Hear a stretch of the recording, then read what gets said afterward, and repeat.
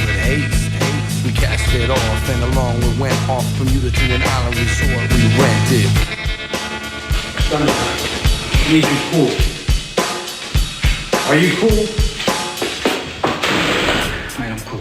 Running around, robbing banks, all whacked on the Scooby snacks. Running around, robbing banks, all whacked on the Scooby snacks. Running around, robbing banks, all whacked on the Scooby snacks. Running around, robbing banks, all whacked on the Scooby snacks.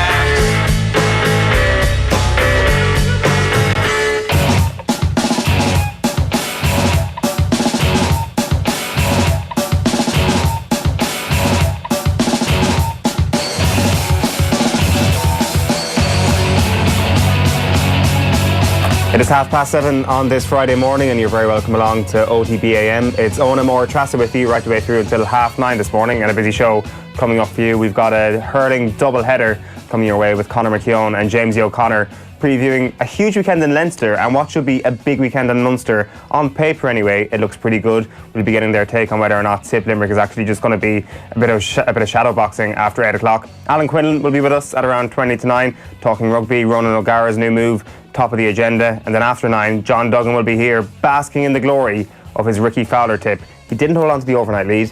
It was Justin Rose. We'll get into that after 9 o'clock. You can tweet us at Off The Ball or comment on the stream if you're watching on Facebook or on YouTube. Maire Trease, very good morning to you. Good morning, Eoin. Cahill to Armagin. Come on. I love doing this to you. It always puts me on the spot. I should have known this was coming. How are you, Keepy? You're wandering around the wards of hospitals at the moment while we're sitting in studio every morning. We're complaining about getting up early, sitting here chatting about sport, whereas you're getting up early actually helping the people of Ireland. Well, that's kind of making it seem much more important than actually doing. Really, I'm getting up early and tailing around after consultants or registrars, taking down notes and hoping I don't mess up or say something stupid. You've been training to become a doctor, for anybody who doesn't know at home. Who doesn't know at this stage? There was like when I'm always whining about being tired, oh, doctor school. Well, so this is you've only just started your training recently, and how are you finding it? Do you prefer being in here in the early morning? Is this more hard work than that? Do you know what? They're both hard work in different ways. Of course they are. Thank you for saying that. No, they really are. I mean, I always say, people will often say, oh, you're off to do real work now. But I always have this big argument with people that I always say, I don't care what job you do, what vein of life you do what you do to the best of your ability. And people may say that being a doctor is more important than doing this. But for all we know, somebody's watching this right now, we might be their only outlet for the day, and that's just as important, especially about radio. I always say, you know, that voice in the corner of the kitchen might be that one person to keep that lonely person going on their own. So whatever job you're doing, cleaning the streets, being a doctor, doing this silly stuff, as some people may say, they're all important. But yeah, it's certainly different. My legs are very tired. I kept my my pedometer going on my phone last week, and I was in one ward in particular that involved having to walk around the hospital a lot to see different patients in different areas, and I walked over 11 kilometres. Right, okay. Yeah. You're getting your steps in while working, not bad. We have to do that outside of the office, you know, so you poor thing, you poor thing, yeah. I'm glad you said that though. So we've got our bilingual box checked at 7:32 this morning. We've got our wholesome spiel checked as well at 7:32. So I think it's going to be a good show. For anybody who's up early, people who are kind of hawking around at 7:30 in the morning, or like us who've been up for a couple of hours, you will have missed what was one of the big sporting events of the year so far overnight, which was Game 6 of the NBA Finals. Toronto Raptors beating the Golden State Warriors, and a result that not a lot of people will have seen coming, especially in the lead up to the NBA Finals. Toronto are a team who've generally succumbed to LeBron James in the East. Lo and behold, LeBron James leaves the East to go join LA Lakers, and Toronto get back to the finals. First time they've ever won the finals, and it's been a marvellous night from their perspective. Always one of these weird things when a team in American sports goes to the opposition court and wins, because the celebrations are incredibly muted. It's all down to the players, and we'll get into why the players themselves aren't exactly the most exciting bunch to actually watch in terms of seeing them celebrate in a moment. But before that, here's a video from Rachel Nichols' timeline on Twitter. She was just about to interview Kyle Lowry and Kawhi Leonard, and she got this pretty cool moment of them with the NBA Finals trophy. Yeah. Big Kyle. Hey, Big Y, what's up, dog? Man. How you feeling? Just limping around, but I ain't got to play no more games. You feel me? I'm feeling good, baby. Here, man. You deserve it. Little MVP. Man. Oh yeah, this nice. This is real nice, man. Take a selfie and that together. Here, man, take your trophy. Man, enjoy it, man. You deserve it too. You the most valuable Look at player that. tonight, man. Look at that. You came out. Hey, I had to make sure we. I'm gonna hold that man trophy for you, man. I'm gonna hold my teammate trophy I for can you. all share that. I don't need it. I just want Larry OB. That's all that matters. The journey, man. The journey. Well, Kawhi already has one of those. It don't matter. He got two. He got two, and he got another. That's why he's so LOB. generous and wants to share with you. Nah. That's obviously the MVP trophy, not the finals trophy. And it's this crazy thing seeing the two of them sit beside each other. So for anybody who doesn't know the backstory, Kawhi Leonard was traded to the Toronto Raptors from the San Antonio Spurs last year. And to make way for Kawhi Leonard, Raptors had to get rid of DeMar DeRozan, who was Kyle Lowry's best friend, his best teammate, an unbelievable player. And there was some eyebrows raised as to the sensibility of this, because essentially if you get rid of a player's best friend, we've always seen, especially when it comes to basketball, divisions and camps can arise. And people thought that even though they got a better player in Kawhi Leonard, things were going to get a little bit worse for them. Clearly not. Clearly it's been the best season in the history of the franchise, and they, as you can see now, are close to being best friends now. I'm not sure if you watched any of this over the past couple of weeks, but... I didn't have a choice because I go to school with a lot of Americans and Canadians. Right, okay. So the Canadians last night, they were all saying they were just going to stay up all night to watch this, because you always say they're from Toronto. We would say Toronto. They're like, no, it's Toronto. You don't pronounce the second T. And they were going. Yes, nuts. you do. They're wrong. You're categorically wrong on that, Canadians. Canadians are wrong about Toronto, but yeah, they were saying they couldn't believe they'd gone that far. Yeah. And they're like, they're probably going to lose. And in fairness, one of them said, what's that team in Ireland that always gets to the All-Ireland final and then loses? They're like them. I was like, I'm not even going there, Canadians. But yeah, so they were like, the fact they'd gone that far to begin with, they were amazed. But so they were just kind of, as they alluded to there, enjoying the journey. So they were like, they'd be pretty happy dancing on the words this morning. So happy patience. Yeah, for sure. When you talk about patience, like the Golden State Warriors haven't had exactly the best run of luck when it comes to injuries over the past couple of weeks. Kevin Durant, of course, doing his Achilles the other day, out for all of the next season, missed pretty much all the finals. People will say that's one of the main reasons why they lost this championship. They're probably right, to be quite honest with you, but them's the breaks. Last night, Klay Thompson did his ACL, goes off the court. He does it in a foul, so he goes off the court and he realises he's got 2 free shots, walks back onto the court with his broken ACL and sinks 2 free throws. Now, I'm not sure about you, but like, if that's incredible heart and desire to actually go and get that, but ultimately he didn't win in the end. But he was in the thoughts of a lot of the victors after the game. The one last thing I just want to play on this, and I think everybody can kind of relate to this, is that a great laugh is one of the most important things anybody can have in a character. But Kawhi Leonard, the NBA MVP, NBA Finals MVP, has got the strangest laugh, I dare say, in world sport. And somebody on Twitter, I can't remember who, will get a credit in just a moment, a couple of months ago, put together this fantastic montage of Kawhi Leonard's laugh. If he wants me to say that, it's kind of personal. Nah, I didn't receive no gear. Just by the time I walked. I have a hat. He gave me one of the hats they had there, so I'll give you the hat back if you want it. Yeah, just, when I walk down the steps. People will be asking to talk to you. Yeah, I know that.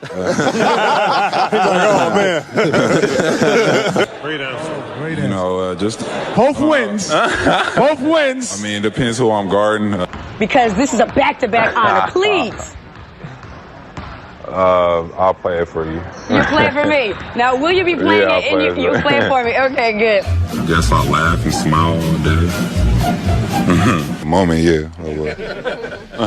Were you surprised? For me to tell you about myself, I just can't give you a whole spiel. I don't even know where you're sitting at. I don't even know what that is. It's just, it seems like it's a different sound coming from his mouth. That is Kawhi Leonard's laugh. The only thing you really need to know about this morning from Raptors win in the NBA Finals. As I say, you can tweet us at Off The Ball. We've got plenty of hurling coming your way after 8 o'clock. Rugby as well before 9. And then we're talking Women's World Cup and getting the news with Phil Egan. And then golf, as always, with John Duggan. It's going to be a good weekend, I dare say, at the US Open. Before that, it is time to get into the back pages. And I'm going to start this morning with the Irish Examiner. Circle of Ignorance, says the front page here. This is Derek McGrath's column saying narrow-minded blind analysis has failed Waterford hurling. So strong stuff from Derek McGrath, who's been writing for the Examiner over the last couple of months. Terrible season, really, excuse me, for Waterford in the Championship. They won't find vision for future in populist barstool jibes, he says. So this has been something that Derek McGrath has kind of been railing against over the last couple of months, this analysis against the sort of way he thinks about hurling, against the way that his Waterford team have played, and it's something that he's standing by here. Talks about physical development here, skill development, mental capacity, life management and awareness. They're the things that Waterford needs to work on over the next couple of weeks or next couple of months and potentially years, that this goes a lot deeper than just the senior manager or who may come next. Yeah, it's kind of sad, isn't it, when you consider where Waterford were 2 years ago in the All-Ireland final. And I just often felt that Derek got a lot of, like you said, barstool analysis without any depth in it, really, because there was a reason why he had them playing the way he did. So when they weren't playing that way, we saw what happened. But yeah, it was something, it's more to it than physical ability and more to it than playing ability, because it was like their hearts just weren't in it. They just gave up, because I was down on Walsh Park at their last game and against Limerick, and it was terrible to watch emotionally. They weren't there, and that's the big worry, because if that's how the top team in Waterford are feeling, can you imagine how that feeling of apathy must have seeped down in all the other teams? It's not good. No, it's happened so quickly as well, and I think that there will be a lot of unfair criticism thrown at Pádraig Fanning because he's not Derek McGrath. And I think it was John Milan actually in the Irish Independent last Saturday just made the point that anybody could have been managing this Waterford team. If you're not Derek McGrath, you're going to get it from all sides if you put in the season like that. So I think perhaps there will be a one-dimensional view, but ultimately Pádraig Fanning will accept that the buck stops with him on the basis of this one season. They're way better than they showed this year, and it's so strange given the way they finished the league campaign, bar the league final, getting themselves to Croke Park from that position was a really, really good and encouraging start to the year. It was like, right, you ally that with the fact that they're going to be playing in Walsh Park this summer. This could be a bloody good year for Waterford, and it just hasn't materialised like that. It's really, really unusual, and like the encouraging thing from their perspective is that the age profile of the squad is still there. This is still a squad that was unbelievable at under 21 a couple of years ago. This is still a squad that has a hurler of the year in the team that is still in and around his prime, or perhaps he's going to get back to his prime pretty soon as well, because he's got years and years left. So I think it's encouraging for them, but according to Derek McGrath, there's issues here in the county that run a lot deeper. Yeah, and the thing is as well, like we look back at the league, obviously during the league we were all out at matches and we were interviewing managers and asking, look, are you really respecting the league? Because the league was of no consequence this year, really. And they were like, oh no, the league is very important. Evidently it wasn't. So perhaps we were all lulled into a false sense of security about Waterford's prospects. And then I was down at the Waterford-Clare game at Walsh Park, and that game was lost on the sideline, really. There was just a few, you could say it was naivety or whatever, and it's easy for us, we're sitting up in the press box, we're not the ones down there in the heat of battle, and who knows, there might be reasons why Pádraig Fanning made the decisions he made. And at the same time, they were beaten by Clare, and we're thinking, oh geez, Clare are great. And then we saw what happened to Clare. So really, perhaps Waterford and the Clares of the world have been way off the races, and we just haven't had any evidence or proof of it until recently. And I just think Waterford, though, are in a worse position than Clare, because we've heard rumblings for years in the county board in Waterford and stuff that things just aren't as professional as they could be or should be, and that managers have had to fight very hard to get things done. And compared to other counties, that just other counties seem to have gotten their act together maybe a bit quicker. And there is a big worry in Waterford now that unless something comes in and does a complete overhaul of the structure, it's more to do than just the team now. And yeah, former hurler of the year in there, he didn't look like it. No. His heart was totally not there. And that's worrying. Hugely worrying. You've got the Times Ireland edition. Yes, I do. What have I got here? Times Ireland edition. On the front page, we have a photo of Rory McIlroy grimacing, willing his ball along, and also the headline, Guinness quit over Jackson. Of course, this is the big story that's been rumbling now for 2 days, which is Diageo pulling out of sponsorship with London Irish due to London Irish signing Paddy Jackson. The Mirror this morning goes with a couple of football stories, like their Lampet. Juventus tell Chelsea to drop £5 million fee for Boss or risk losing their number one target, Frank. And why I kiss goodbye to Chelsea. Hazard says, I want to be world's best player in the world's best team. Also revealing yesterday that basically he'd made his mind up that he's going to go to the Bernabeu this time last year. So I'm not sure is that a statement of brilliance from Eden Hazard or one of stupidity, because he had a good season, and it's like fair play in putting in a season like that when you know you're not going to be at the club next season, or perhaps it's something that it's like, how good could he have been if his heart was actually in it? So yeah. I don't know. I'd be very interested to see how Eden Hazard works out at Real Madrid, because he's 28 years old. This is the sort of move that perhaps he could have made happen a couple of years ago. Then again, the pecking order has changed a little bit. Chelsea have been relegated down a couple of rungs in the ladder, you'd imagine. And Real Madrid clearly just had this lure that nobody else could kind of give them at the moment. So I think that's a fascinating signing. We might come back to the Lampard news as well in just a moment. And here we have, again, this is the Irish Daily Mail, and we've got Supermac, Rory shrugs off bogey start to storm US Open, and underneath, Boner slams unacceptable McCann actions. I was actually up at that game last Saturday night, Donegal against Tyrone, and I spoke to Declan Boner and I asked him, you know, what was his reaction? Of course, usual managerial answer, I haven't seen it yet. And of course, in fairness, he may not have, because it did happen off the ball. But funnily enough, when we were speaking, Stephen McManaman happened to walk past us and Declan said, his face looks okay. And then poor Stephen took a bit of a shock when he saw everybody talking about him. He knocked over a whole pile of water cooler glasses while he was trying to sign a jersey for a child, and there was a whole high hoo-ha, and I was like, I'll leave him alone. But neither here nor there, it did happen off the ball. The crowd, it was the opposite end of the press box where I was, and so I didn't actually see it happen, but I saw a skirmish, but obviously I had no detail. But then straight away we could see the replays in the press box. It was not nice. Why is it taking so long to actually get to the conclusion here of what's going to happen to Tiernan McCann? I'm assuming the reason it takes so long is they have to wait for the referee's report. I'm assuming that's in by now. And again, this is all assumptions. I'm assuming the referee was David Goff. I'm assuming he didn't see it because he just wasn't there. That's not his fault. So I'm assuming that means they have to wait to see how he's written things up in the report. Then it goes to CCCC. They have to sit. They're volunteers and all this kind of stuff as well. So they have, I assume, either have a sitting arranged or they have to arrange to come together. It takes time. The back page of the Irish Daily Star is Rocket Man. Rory gets off to a flyer at US Open. Brilliant round for Rory McIlroy yesterday at Pebble Beach. Conditions really suiting him. FAI board mull over review. The FAI board yesterday engaged in what was described as lengthy deliberations as they met in Limerick to consider the draft report of the governance review group. So the meeting, which began at 10 p.m, they didn't get out of there until 4 p.m, and there was a couple of recommendations. Key among them is to form a new 12-person board with at least 4 females and 4 independent directors. The FAI Council will also be reduced should the report be ratified by a 2/3 majority at next month's AGM. So this is all essentially just floating out there at the moment, and next month it'll rubber stamp it if they want to proceed with it. Tiernan will be gutted, so they've gone with a different kind of angle. Orla Bannon writing about Declan Boner's quotes, saying that, I think, in fairness to Declan Boner, he's been quite reasonable here in terms Very of restrained. what's happened. And the other story here in the back of the Star, Celtic face battle for French star. So Celtic could face a fight with Celta Vigo to land Christopher Jullien. So Celtic basically keen on signing the Toulouse fellow. 6'5", be a good addition to Celtic. So we'll see how that transfer story develops. And sure, we have The Guardian, and their back page is Sky may not be the limit. Cricket World Cup final could yet go free to air, and that's been a big controversy rumbling in England now since cricket went to pay-per-view, because apparently they had X amount of viewers and went to pay-per-view, it dropped dramatically, and then they're saying it's had an effect as well on grassroots cricket in the country. So there's been a campaign ever going since that, you know, they should get cricket back on free to air. So that's that. And Garden of Eden, Real Madrid supporters flock to welcome Hazard after his move from Chelsea, but Belgium star warns, I know Galactico. He's also pictured here on the back page of the Irish Sun. Kiss Chase is the headline. Hazard says the Real deal was done a year ago, as I mentioned.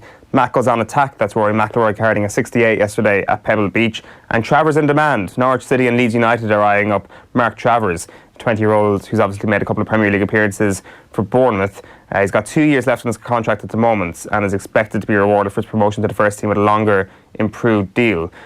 So the club, Bournemouth, have yet to re-sign Artur Boruc.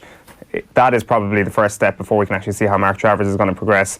Norwich City or Leeds United, obviously a good move to him if he gets game time week in, week out, and Bournemouth tell him you're going to be backup goalkeeper. You'd imagine if he's going to become first choice, particularly for Norwich City, he's going to move there. So that's exciting stuff to hear for Mark Travers. Our goalkeeper depth is growing all the time for the Republic of Ireland. Yeah, very much so.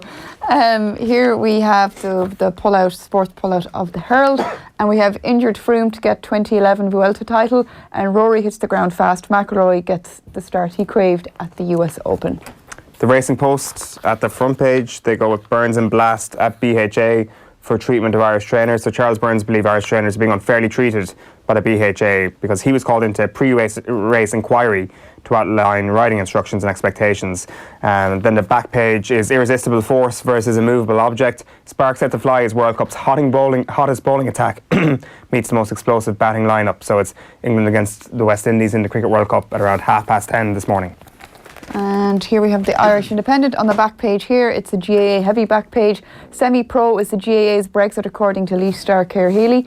And Carlo Starr's plea to make noise for the hurling future. And that's Paul Cody, who yesterday spoke out with a really thoughtful Twitter thread about Carlo hurling and hurling in general and direction of hurling in Ireland and where are we going with it. We'll get to that in just a moment, but you just got one more newspaper to go through. One more. This is the Irish Times, and I just left it open here on Jackie Tyrrell's column, where his statement there is playing Wexford away is like a tribal war. And he wrote a really good line here, and he said, I never liked going there. Normally the only nice thing from days going to Wexford Park was to stake in the Ferry Carrick Hotel after the game. Beautiful county, great spot to visit, lovely people, but a brutal place to go and hurl. And that's going to be an epic game on Saturday night. Kilkenny playing Wexford in Wexford Park on the back of a loss last week. It seems that the only thing that those great Kilkenny players have PTSD over is Wexford Park. Yes. I asked Tommy Walsh about that on the show a couple of months back about what's the toughest ground he's ever had to go to. He shudders. Yeah, and he says Wexford Park as well. He mentions a minor match they played in Wexford Park where they lost 10 points to 1-5, which, to be fair, is probably, again, that's worth watching out of the fascination of how terrible it must have been. But he says that they just ran through him, and he didn't mean the players, he meant the supporters at Wexford Park running through him. That is always the thing we tend to see, is that the players flocking in, and it's an all too familiar sight from a Kilkenny perspective over the last couple of years, going down to Wexford Park and getting beaten. They tend to love playing Kilkenny at the moment, so it's going to be, I think the Leinster Championship this weekend is the big one. I've got a feeling that Limerick against Tip is going to be a fair degree of shadow boxing, and it could well be the Munster hurling final. We're going to get to that in 10 minutes, but we want to come back to Paul Cody's comments to Carlo Hurler. You've got it there on the back of the Irish Independent. It's basically, he's got a column written for the Irish Indo this morning, but it's basically his slew of tweets that he put up yesterday. We can bring up a couple of them on screen. So at Paul_Cody 10, I write the below with my Carlo hurling goggles firmly on as a present Carlo hurler / fan with a worry for what's ahead. There are many counties the same, but I'm just sharing my Carlo perspective. Apologies for the long thread and understand many will disagree. That's okay. So let's get into a couple of these. I'm too worried about the future of Carlo hurling to not at least ask these questions to the GAA. He's asking, is Carlo going down to the Joe McDonagh the best thing for Carlo hurling? What's the best case scenario here for Carlo over the next 1, 5, 10 years? Why is there a relegation from Leinster but not from Munster? Regardless if we're even at Waterford's level yet, it's still hugely unfair. Relegating Waterford would be wrong because it wouldn't do anything for Waterford hurling, and it's a shame the same doesn't apply to Carlo. Hurling has 9 top counties, all at a relatively similar level. For 100 years, aside from Offaly and Antrim, no other teams have ever featured in the All-Ireland. The GAA has had 100 years to bridge that gap from the other 21 counties and have never done. Is this not a massive failure? I just want to stop here for a moment and kind of come back to that comment about Waterford. What's the exact line about Waterford's relegation there? He said, regardless if we're even at Waterford's level yet, it is still hugely unfair.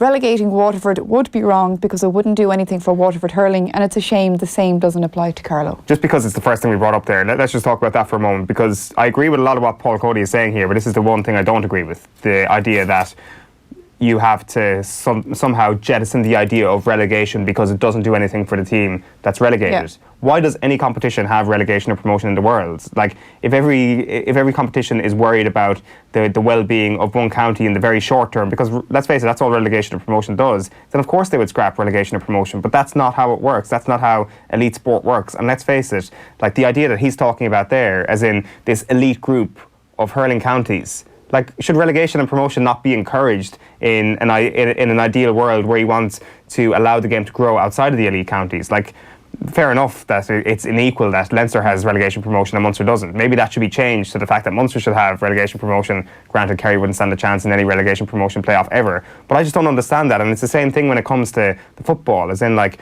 what good would it do for a team getting relegated to Tier 2? Well, it might give them the opportunity to win Tier 2 and to come back up. Like, the journey that Carlo have been on has been pretty good. Like, they've got into a stage now where people are talking about them a lot more than they used to. That came from playing in a Tier 2 competition. The gap is closing between them and the Tier 1 counties, the traditional Tier 1 counties. That can continue to happen even if they get relegated. Like, he makes a point about television coverage. I think it's a separate point. Like, the idea that somehow you scrap relegation just because it's not good for the county that's getting relegated.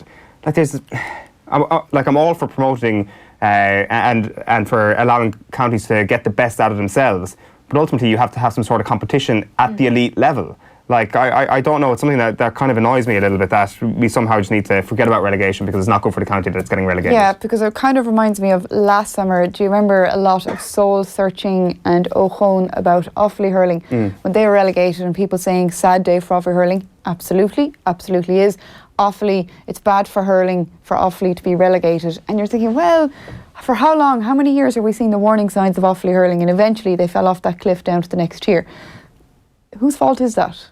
Do you know, it's not the GA, well, you could argue maybe it is the GA's fault in another maybe angle when you talk about funding and admin and all that kind of stuff. But in general, it's not the other county's fault. It's not Carlow's fault. If Offaly weren't relegated last year, Carlow wouldn't be up there. So is it doing Carlow any good in the short term? No, but I think his point makes sense in that he says, let's look at investment. Let's look at what can we do to, at the very least, that if you're going to be going down a tier, that the gap is still closing every year. Because you're absolutely right. I think you do need relegation. It brings competition into it. It's not fair that it doesn't happen in Munster. And like you said, Kerry, would they have a chance anyway against any of the teams? You could argue they might have a fairly good chance against Waterford. Well, the thing is, if Kerry had won the Joe McDonagh, that would have actually happened. Yeah. There is relegation. But it's very, very hard to be relegated in Munster. It's made very difficult to be relegated. He's technically not right there. There is relegation in Munster, but it has to be Kerry who win the Joe McDonagh for that to happen. So it is unequal in fairness. I just don't agree with that point. But that's pretty much the only thing I do disagree with, because the rest of his stuff seems to be pretty much banging the money. We'll bring up a few more tweets here from his account over the last 24 hours. He talks about the idea of funding. He talks about the idea of the inequality of the counties and the finances that we have. We might just get those tweets up on screen to actually get to those in a moment. But so this year, Carlow Hurling had attendances for the first time in my career. It had colour. It had kids playing hurling more than ever. It had a buzz within the county. Take the Liam McCarthy away, and Carlow Hurling loses that. Do Carlow Hurling go quietly and make as little noise as possible? Take this as our peak, and thanks for the memories, and just watch as the county will eventually slip backwards in a hurling regard and spend the next 100 years while they're spent the last 100. Now that's a very negative idea of relegation. Like, I know it's not fair, and we will get to the idea of why it's not fair, but like, you get relegated, you get better, you get promoted better. Like, you can get relegated well. Like, we've seen it in professional sport, and I accept it's not like for like. But anyway, I realistically think on some days that the other 21 counties would be better coming together and boycotting the GAA, this is the big one, until serious promotion, financial aid and planning was put in place to help these counties wanting to improve climb these levels. This is where it gets really interesting, and this is where the injustice is actually there. And it comes to the ideas like finances, and it comes to the idea of what Carlow are actually getting. Basically, his point is that Carlow will always have a better chance of getting relegated because they're not given the same amount of support when it comes to development funding, when it comes to actually putting together a structure from the top level down that will allow Carlow Hurling to thrive, like a Wexford, for example. That's not happening, and that's where the injustice lies. Yeah, absolutely. And he put in one example here.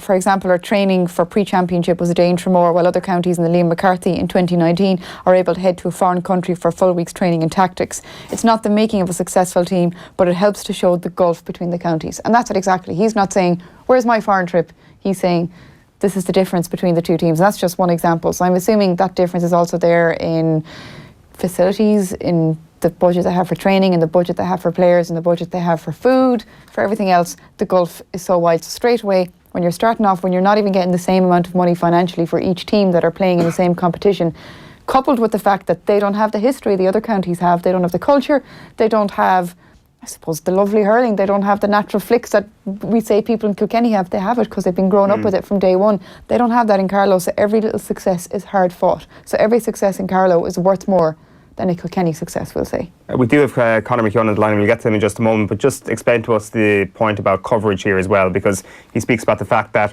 ultimately Carlow were the one team, and this is where I agree with him, that Carlow were the noticeable absence from the extended highlights on the Sunday game every week. They've been relegated to a 2-minute package every week, but his key point here is that at least they're getting that 2-minute package. When they were in the Joe McDonagh Cup, they weren't getting that. Yeah, that's what he says here. He says 9 of the 10 Liam McCarthy teams had games shown live. One team hadn't. One team had a 2-minute voiceover every Sunday night, with every other team having highlights or analysis. One of the 10 teams needs a promotion more than the other 9, and that team is obviously Carlow. At least a 2-minute voiceover was more than the zero coverage the Joe McDonagh teams got, with these counties also crying out for promotion. This is why Gaelic footballers don't want a second tier, because they know it will get no respect or coverage. Now, one thing I will say about that is, I know this is pointing a big arrow toward the Sunday game, which goes out every Sunday evening. I used to work in that programme a few years ago. It is a massive machine.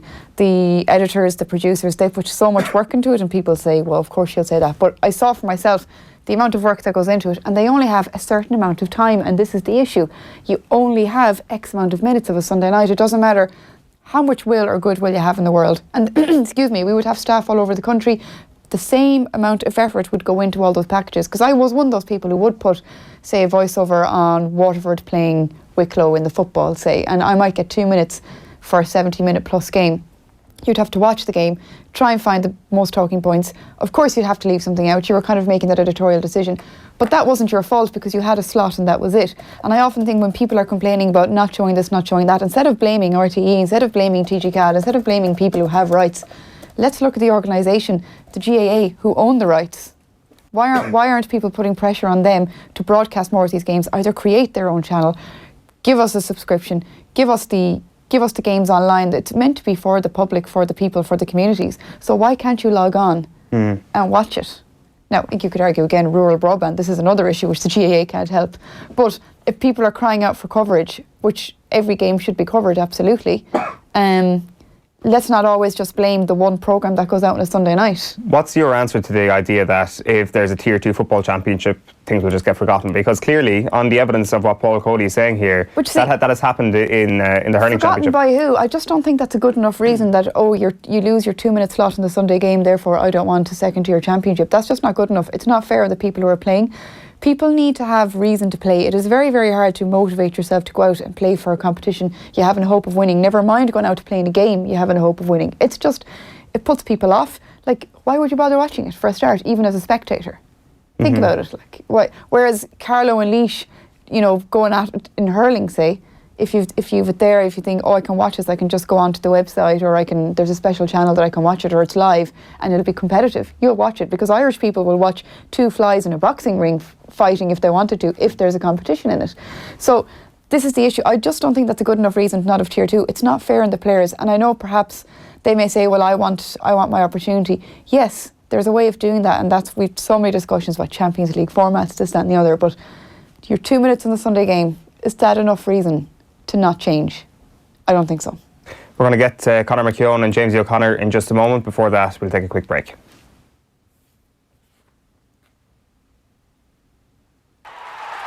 Join Bruce Betting now for a risk-free first bet up to €100. That's right. New Irish accounts can enjoy a risk-free first bet up to €100. So if your first bet loses, we'll refund your stake with a free bet. Now that's giving you more. Bruce Betting. In store, online, and now on your phone. T's and C's apply. Please gamble responsibly. See dunlewy.net. Conor McKeown, good morning to you. Good morning, all. So you've obviously seen those Paul Cody quotes, I imagine, the idea that Carlow are evidence of how lesser counties, or so-called lesser counties, can get forgotten in the world of hurling, the really sort of black and white nature of elitism showing its face in hurling. I'm not sure how much of it you agree with, how much he's banging the money about. I think he's probably bang on the money. It's hard not to have sympathy for that tranche of counties that are somewhere in between, Liam McCarthy Cup level and Joe McDonagh Cup level, that can compete there. Like Carlow, it's a big cliche, but they have made serious strides in the last few years. But I think the problem with them is when you taste what they have tasted this year, which is Division 1B hurling and the Leinster Senior Hurling Championship, to go back into where they're going is such an anticlimax. Now you can argue that that's their level, and to have a competition you need to have relegation, you need to have promotion, and you need to have competitions where the veracity of the thing is you're punished for being relegated. Because like this time last year we were having the same conversation about Offaly, and you couldn't make any argument whatsoever at the moment that Offaly are good enough or deserve to be in the Leinster Senior Hurling Championship. But obviously Carlow seems to be going in a different direction. Like it's a tricky one, and like it's the sort of thing that you would imagine Carlow will make. Like I was talking to somebody involved with a Joe McDonagh county yesterday who probably wouldn't want me to say, but he was saying that if they did end up going up any time in the next couple of years, there were something like 20 or 22 players who they'd asked out to play inter-county hurling that didn't commit this year. But if they did get promotion, they did play Liam McCarthy hurling, if they did play Leinster Championship hurling in the next couple of years, they would be able to get a a huge number of those players back into the county panel. So, like, it's very difficult. It is very difficult, and I don't know what the answer is, because you have 5 good counties in Munster, and you have 4 very good counties in Leinster, and a couple more on the fringes. So, we have this conversation endlessly. It just goes round in circles. There is no perfect solution, and somebody always ends up losing out. And unfortunately, in this case, it's Carlow. For sure. We've also got Jamesy O'Connor on the line this morning. Good morning to you, Jamesy. Morning, one. Just to finish up on this idea of elitism, like Brian Carroll actually kind of predicted this at the start of the year. Maybe it wasn't too much of a prediction, he could see it in front of him, but he says that the elite counties will get to a higher level and pull the ladder up behind them with the new structure. The thing is, we've been glorifying the new structure for the last 12, 15 months. It has been absolutely exceptional. How do you get that balance right? Yeah, it's very, very hard. I mean, this was everyone envisaged that, it would work out as it did, that, Carlow would ultimately end up going down. And, credit to them. Look at they were really competitive. Colin Bonner's done great work down there, but the gap exists, and you don't close that gap overnight. And I mean, it's every county, I think, you take Clare and Waterford, for example, this year. There's serious probably introspection in both counties, and it's about, getting their own houses in order and making sure that they remain competitive. And, they really have enough to be worrying about themselves rather than worrying about, the Carlows, Westmeads, the Laois. And there's just no quick fix to this. You have to build it from the bottom. I suppose, just make sure the resources are there in terms of, getting your school structure right, getting your primary school structure, in particular secondary schools, the supports are there, and just trying to build a solid foundation, and hoping then in time, that on the back of, decades of good work, that you gradually bridge that gap. But there's no quick fix to this. There's no short-term solution, and you have real sympathy for Carlow given the effort that they put in, and arguably we're going to be having the same conversation this time next year about somebody else. Let's talk about the weekend's hurling. Tipperary against Limerick is the game of the weekend. It's 2:00 on Sunday afternoon, Jamesy. Is this going to be... first of all, actually, is this the 2 best teams in the country going head-to-head? Arguably, on what we've seen to date, yeah. The question is, though, potentially these counties could face each other 3 times, in a short space of time. That they could conceivably end up in facing each other in a Munster final, and then I think they're likely to face off at some point in the season in Croke Park. So, do they both want to show their hand? I think Limerick in particular would want to win the game. They've secured, their spot in the quarterfinals at least. But John Kiley, I think, has spoken about, obviously coming through in third last year, that they want to come through the front door. They want to probably win a Munster Championship, and I don't think there's any doubt about, Limerick's approach at the weekend. Tip, it's a different matter because, they're already through. Again, does Sheedy really want to show his hand? For the Tipperary players, I think it's in All-Ireland. Those guys have a bag of Munster medals already. That's what matters to them. But at the same time, Tipper want to, I suppose, maintain the momentum that they have. I think they'll respect the integrity of the competition. There's no issue that they'll go out to tank it or anything like that. But it may be an opportunity for Sheedy to start some of those younger players, those 21s, get 70 minutes championship game time into them, be a bit wiser about what depth he actually has. But Tip and Thurles aren't going to roll over, and that's what makes it maybe not the game of the weekend, because I think that's in Wexford Park with Kilkenny and Wexford, but certainly on form is, as you alluded to earlier on, the 2 best teams in the country to date. Yeah, the idea of showing one's hand is an interesting one, because ultimately we've seen so much of Tip already this year. It's the nature of the new format that we see a lot of each county, that you can't really hold a lot, James. You can't hold a lot but under the table. Limerick will know how Tipperary will approach this game if it was a Munster final, if it was an All-Ireland semi-final or final. So really, the opportunity for experimentation comes in the personnel. I think so, yeah. And, why wouldn't? Liam Sheahan knows what, Seamus Callanan and John McGrath, Noel McGrath and Bubbles are capable of. Does he know what some of the other players, are? Is Willie Connors, for example, capable of surviving for 70 minutes? Jake Morris got game time last year. But some of the other players, Robert Byrne and so on, I think, he's likely to throw in, 3 or 4 of those guys into the mix. The other side of it is, maybe he wants to see his defence under pressure, because, they've really coped, relatively easily to date with what, Waterford, Clare and Cork have thrown at them. So, yeah, it's really interesting, because, as I said, this was never an issue in the past. But, do you want to potentially face a team in a really big game in Croke Park down the line and give them ammunition, or, show them what you have? And I think arguably you don't. Now, listen, you could say that that's all bunkum anyway, that, it's championship hurling and, you have to play what's in front of you. But, I don't see Tipperary tanking, but I think Limerick's need to win is greater, and I think they'll go to Thurles. I think they'll get a result on there. Conor, would you go along with that? I think so, yeah. I don't think Tipperary are, like, for all their really good form so far and all their sparkling hurling, particularly in attack, I don't think they're sort of, I don't know, robust enough as an outfit to just kind of tank this game and then all of a sudden pick it up for a Munster final. So I think they'll have to go and perform, but I'd agree with Jamesy about the need to see guys like Jake Morris, I suppose the remarkable thing about Tip's resurgence this summer is that it's all the same players who weren't resurgent last year. But what happens if one of them goes? What happens if you're missing Bubbles for a Munster final, or you're missing Jamie Callan for an All Ireland semi final? Then you need to know what Jake Morris is going to be able to do. Then you need to and probably the one thing, not criticism, but the one worry you might have about Tipperary is that what they have on the bench definitely isn't as strong as what they have in the forwards, and I think they need to cultivate that, and they after this game they won't get another chance. So I wouldn't be surprised if there were a couple of changes to the Tipperary team, but ultimately that they went out to win the game, as Jamesy says. What is, in your view, the team at the best level of depth, Conor? Because obviously I think when you look at that Tipperary forward line, it is outrageously talented, but then, as you say, when it comes to players coming off the bench, there are a lot of unknowns. It does seem that you could say that about a lot of counties, though. Are Tip out on their own there? No, not necessarily. You wouldn't have any. Kilkenny obviously don't have the bench that they have in the past. Galway don't have the bench that they have in the past. Cork are kind of strange because they can pick a fella who was playing club football the previous week and then throw him in at centre back, and all of a sudden he looks like the best centre back in the country. Limerick are the team with the depth. There's no doubt about that. We were saying that as far back as March when they beat Kilkenny and Nolan Park in the league, and Barry Murphy and Jamie Flanagan and all these players, and Tom Condon, and players who were kind of on the periphery, on the fringes, stepped straight into the team and produced a huge display. So yeah, Limerick are the team with the depth, but your depth is great. There's no doubt about that. And last year in the All Ireland semi-final, the game that went to extra time between Limerick and Cork, there was a huge disparity in the depth. I think John Myler ended up bringing back on a couple of players that he'd already taken off, and Limerick's bench contributed. I can't remember the figure, but it was something like 1-5 more than Cork's was. But in a situation like that, your bench will tell. But to this point, it hasn't affected Tipperary whatsoever. If your six forwards are their six forwards and they're going to be fit to play the vast majority of your 70 minutes, you're not going to have too many quibbles about your bench. Jamesy, before we get into the game of the weekend, as you dubbed Wexford Kilkenny, we should talk Clare Cork. There's obviously still an opportunity, a small one, for Clare to progress in the Munster Championship. But how poisonous has the last week been in Clare in terms of what's been written, in terms of what has been spoken about this team?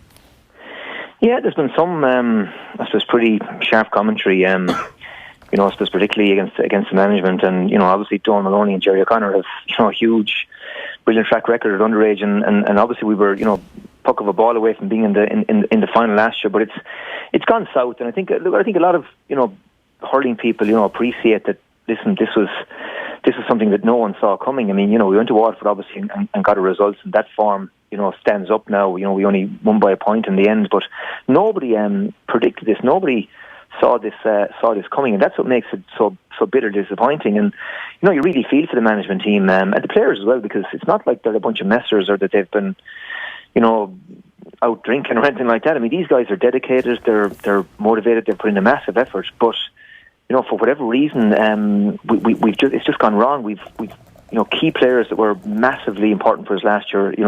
John Conlon was inspirational last year. Peter Duggan, a great form. Sheahan O'Donnell, we saw him at his best. And these guys just have no form at exactly the wrong time, and no time was given. We're into our third game now in 3 weeks to find it or to really turn it around. So it's been a tough week for the management and players. A lot of soul searching, and they have a really, really difficult job to try to pick themselves up for the weekend. Now you'd hope they look at this as a kick in them, and certainly nobody's inflicted more pain on this bunch of players than Cork, given the Munster finals in the last 2 years, and especially last year, given the position we were in heading into half time. It looked like we'd one hand on the trophy, so there'd be no shortage of motivation. And if Limerick do go to Thurles and win, which I think they very well might, well then we're suddenly through. The question is there any desire or belief in the squad that look at if we did get through, are we capable of living with the Tipperaries or with the Limericks again down the line? And that's for me the big question. Now you would have 5 weeks, whatever. Limerick obviously were able to bounce back last year after the loss in Ennis, but it's very, very hard to see Clare winning on Sunday, because Cork have really managed to turn it around after the loss to Tip, and Cork Cork were impressive, and you spoke about depth in the last question on Cork have found it. I mean, you can bring on Conor Lahan off the bench, and you can bring on Shane Kingston off the bench, and Steve McDonald is a quality player. Colm Spillane has come back into the mix, and Cork suddenly looked to have as much depth as as anybody. Obviously, Alan Cadigan as well is a massive throw in to have back, and his pace, and he's in good form. So I just can see Clare, much and all as I'd love to bounce them back at the weekend. And I think if we're not right, I mean we could be on the back of another 10 to 15 point beating if we're feeling sorry for ourselves, and that's the danger and the worry for Clare supporters, I think. But Jamesy, where's that desire gone? I was just thinking, you alluded there to Clare getting to the All-Ireland semi-final last year, going to a replay within a puck of a ball of an All-Ireland against a Galway that were really robust, and surprised by the strength of Clare, because we were all saying last year, Galway are going to beat Clare up. They didn't. Clare had a decent enough league. Okay, now we can look at the Waterford game and say, yeah, maybe, Waterford were in no great shakes to begin with. But I was at that Waterford-Clare game at Walsh Park, and there was a great feeling amongst the Clare camp afterwards. I was getting interviews, and you could just tell they felt good with each other. You could just get a positive vibe. So where's it gone? Yeah, I really don't know, and I don't think anybody knows. I mean, I don't think anybody saw this coming. As you said, there was real optimism, that we did go down to Walsh Park and we did get the results. And as I said, it's baffling, but it's just as guys just don't have form, and it's as if the conference has evaporated out of it. Now, I always felt that Limerick, last weekend, potentially was payback, because we'd beaten them in the last 3 years in the championship. Clare Limerick brings its own rivalry. There were plenty of Clare supporters sending pictures of the result, and then to Limerick people after the All-Ireland as well, and that's its own dynamic. And it was hot and heavy during the league, and Limerick came to Ennis and ended up only getting a draw, and so I felt that was always going to be a dangerous game, but we just don't seem to have any confidence whatsoever. And when that goes, it's very, very hard to get it back. And as I said, you hope that there's a kick in this team, and that they're certainly better than what they've shown, and there'll be a real desire. Look at an Ennis, given, as I said, what Cork have visited on us in the last couple of seasons, that listen, we're not going to roll over, and we're not going to subject ourselves to another hammering. We owe it to ourselves, we owe it to the supporters, we owe it to the management. But there is just, I think, that sense that the season is effectively over, and we're just a mile off where it's at the moment. And I just hope that that's not the case, that we do deliver a performance at least, and if we do, well, then sport is funny, and who knows, I mean, there could be a twist or turn in this before the weekend is over, but I just don't see it. You'd worry that the players perhaps are being infected by this talk, because perhaps if they were nicely insulated away from it all, that they could say, have a regroup, control, alt, delete, turn the page, focus on the Cork game. Because like you said, Cork have inflicted so much damage on Clare over the years, but Clare have 2013 in their back pocket as well against Cork. But is there any way that, you'd know this yourself obviously, is there any way that a player can be that insulated away from that kind of chatter in the background, and knowing in their own hearts that they just didn't perform over the last few weeks, and if your own confidence is taking a hit, is there anything you can do in a week to try and fix that? Well, I think, look, you're playing for pride, and the darkest hour is the one before the dawn. And sometimes, maybe, I think we all need someone sometimes to tell us maybe what we don't necessarily want to hear. And and one of the questions I think that needs to be asked is, are the players and management being hard enough on each other? Is our players calling each other out maybe, or saying, look, are we working hard enough? Are we throwing in the towel? Are we fighting, as hard as we could have? And again, like Tony Kelly, for example, is a guy who really needs to stand up now. John Conlon needs to Shane O'Donnell needs to stand up, and there needs to be some talking, and maybe it's the forward saying, listen, look, at the tactics are wrong. We're not isolating O'Donnell, for example, inside, giving him an opportunity maybe to take someone on one-on-one. We're not getting the ball in, but there needs to be some hard questions asked as to where exactly is it going wrong, and what do we need to do to address it. Do we need to start with a sweeper, for example, and just keep things tight at the back early on, and keep ourselves in the game? But I just hope that some of those questions have been asked during the week, and I hope that players are maybe calling each other out. And certainly in my team, back in the 90s, Lognan was very quick to tell you sometimes what you didn't want to hear, and very quick to cut you with the knees when you're maybe getting ahead of yourself. And listen, if I wasn't working hard enough, Shawnee McMahon or Brian Lohan or Anthony Daly or somebody else, wouldn't be slow to let me know about it. And I think that dynamic, I think, is important in all good teams. And you just sense at the moment in Clare that maybe it's a little bit too cosy, and sometimes it just gets that way, and it's nobody's fault. But I think, look, there will have been some straight talking done in the camp during the weekend. Maybe they need to freshen up and maybe throw in a couple of guys and make a few changes, and maybe that might be the catalyst. But I just think, as I said, Cork, are coming off the back now of 2 really good wins. Their tails are up. It's a complete 360 for them, from where they were coming out of Páirc Uí Chaoimh after the tip loss. And as I said, I just don't see, where we can suddenly summon, the form, the confidence, and the look at the firepower, because with 16 shots on goal, I think, against Limerick, at a time when it's taken 30 points to win matches, and most teams are having 40 shots at goal, and I just can't see, a way for us to get a result at the weekend. I said, I just hope we get a performance, and I just hope we get a bit of pride back. But I think Cork have been really impressed with them in the last 2 games, and I think while there's so much competition with places down there that they'll come to us to do another job and look after their business and get to a Munster final. And that's bad news for us. Conor, let's set the scene in Leinster this weekend. So you've got Wexford against Kilkenny at Innovate Wexford Park and Dublin against Galway at Parnell Park, both throwing in at 7 o'clock tomorrow evening. It's going to be a cracking hour and a half of hurling, you'd imagine, with both games throwing in at the same time. What are the permutations here? Everybody's got a chance, basically, and what way are you looking at it? Everyone's got a chance, and I think it's a great thing that the 2 games are thrown in at the same time, so nobody knows for certain what happened. Like, even Galway are in a situation where they're almost certainly through, but they have a situation where if they lose to Dublin and Parnell Park and the other game finishes in a draw, they're actually out of the equation completely. So that means that Galway can't come. There's been all this talk the last couple of weeks that Joe Canning could be rushed back to play some part in that match because, obviously he is who he is, and Galway have had problems on frees. And I think if that was the plan all along, I'm not sure that Micheál Donoghue would have changed that plan now, because Wexford and Kilkenny drawing isn't beyond the realms of possibility, and you'd hate to be in a situation where you didn't take every available precaution going to Parnell Park to win that game. And the game, I know everyone's very excited about the game at Wexford Park, and rightfully so, but the game at Parnell Park is huge as well. There's a proper rivalry between Dublin and Galway. There has been for a while, stretching back I think to the 2011 Leinster Championship. And Parnell Park is one of those places that, and it's a cliche, but it's a cliche because it's true. I've yet to meet a single hurler from any county other than Dublin that likes to play in Parnell Park.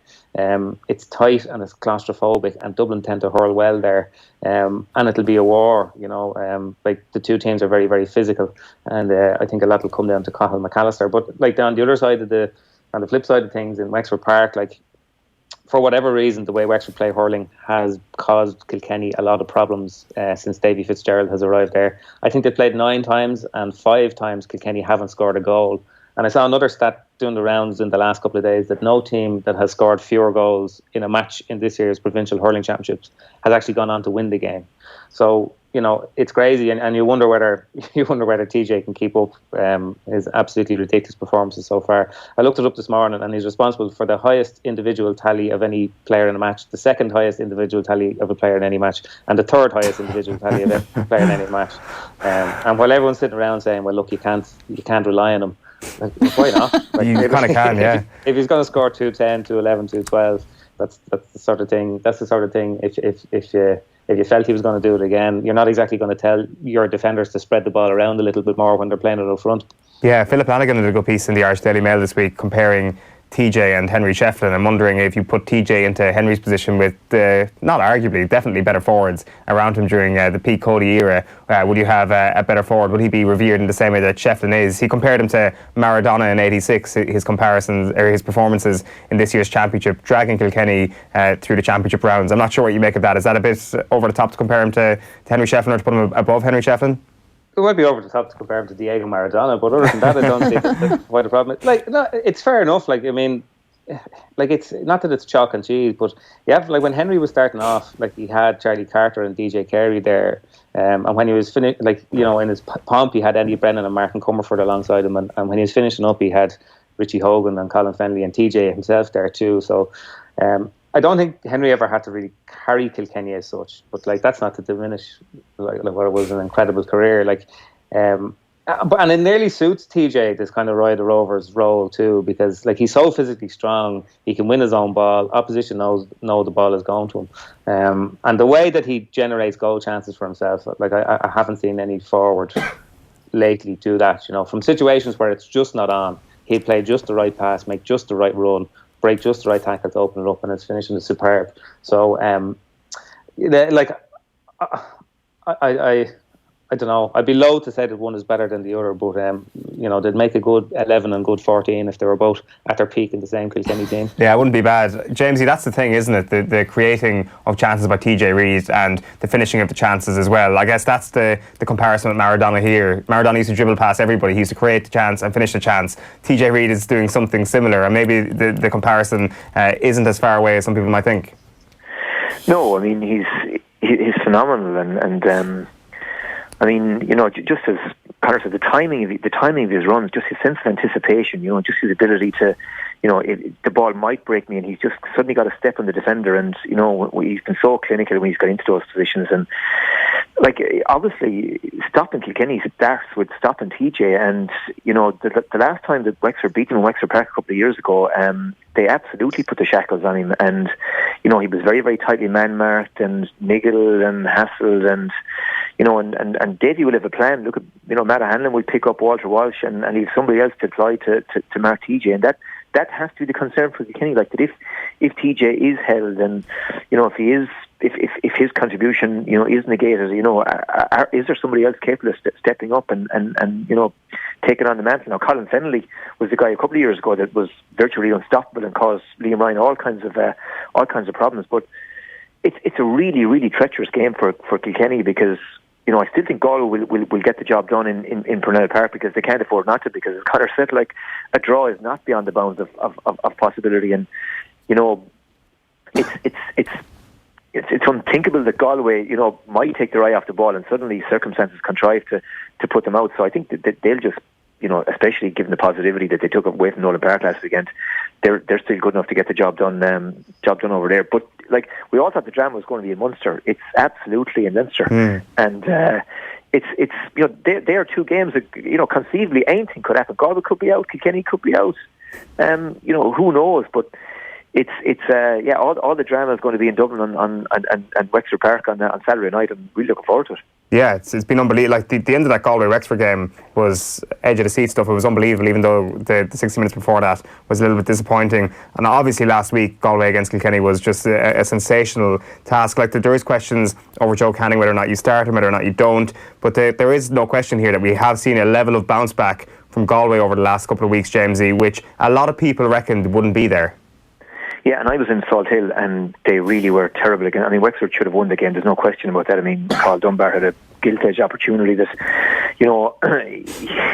you really should have buried. And Lee Chin had a chance after that, even at the death, that and was only 50%, I think, from frees on the day. And okay, conditions were really, really difficult, but Galway were absolutely steeped and looked to get a draw. Now, credit to them for hanging in there, because with 10 minutes to go, it looked like Wexford had the winning of the match. I think they were level, and they were playing with a storm, and Galway just didn't seem to be what they were at, or what way they were trying to play. And I think they went on a training weekend to Carton House the week before the Kilkenny game, and obviously really got a lot of positives out of it. And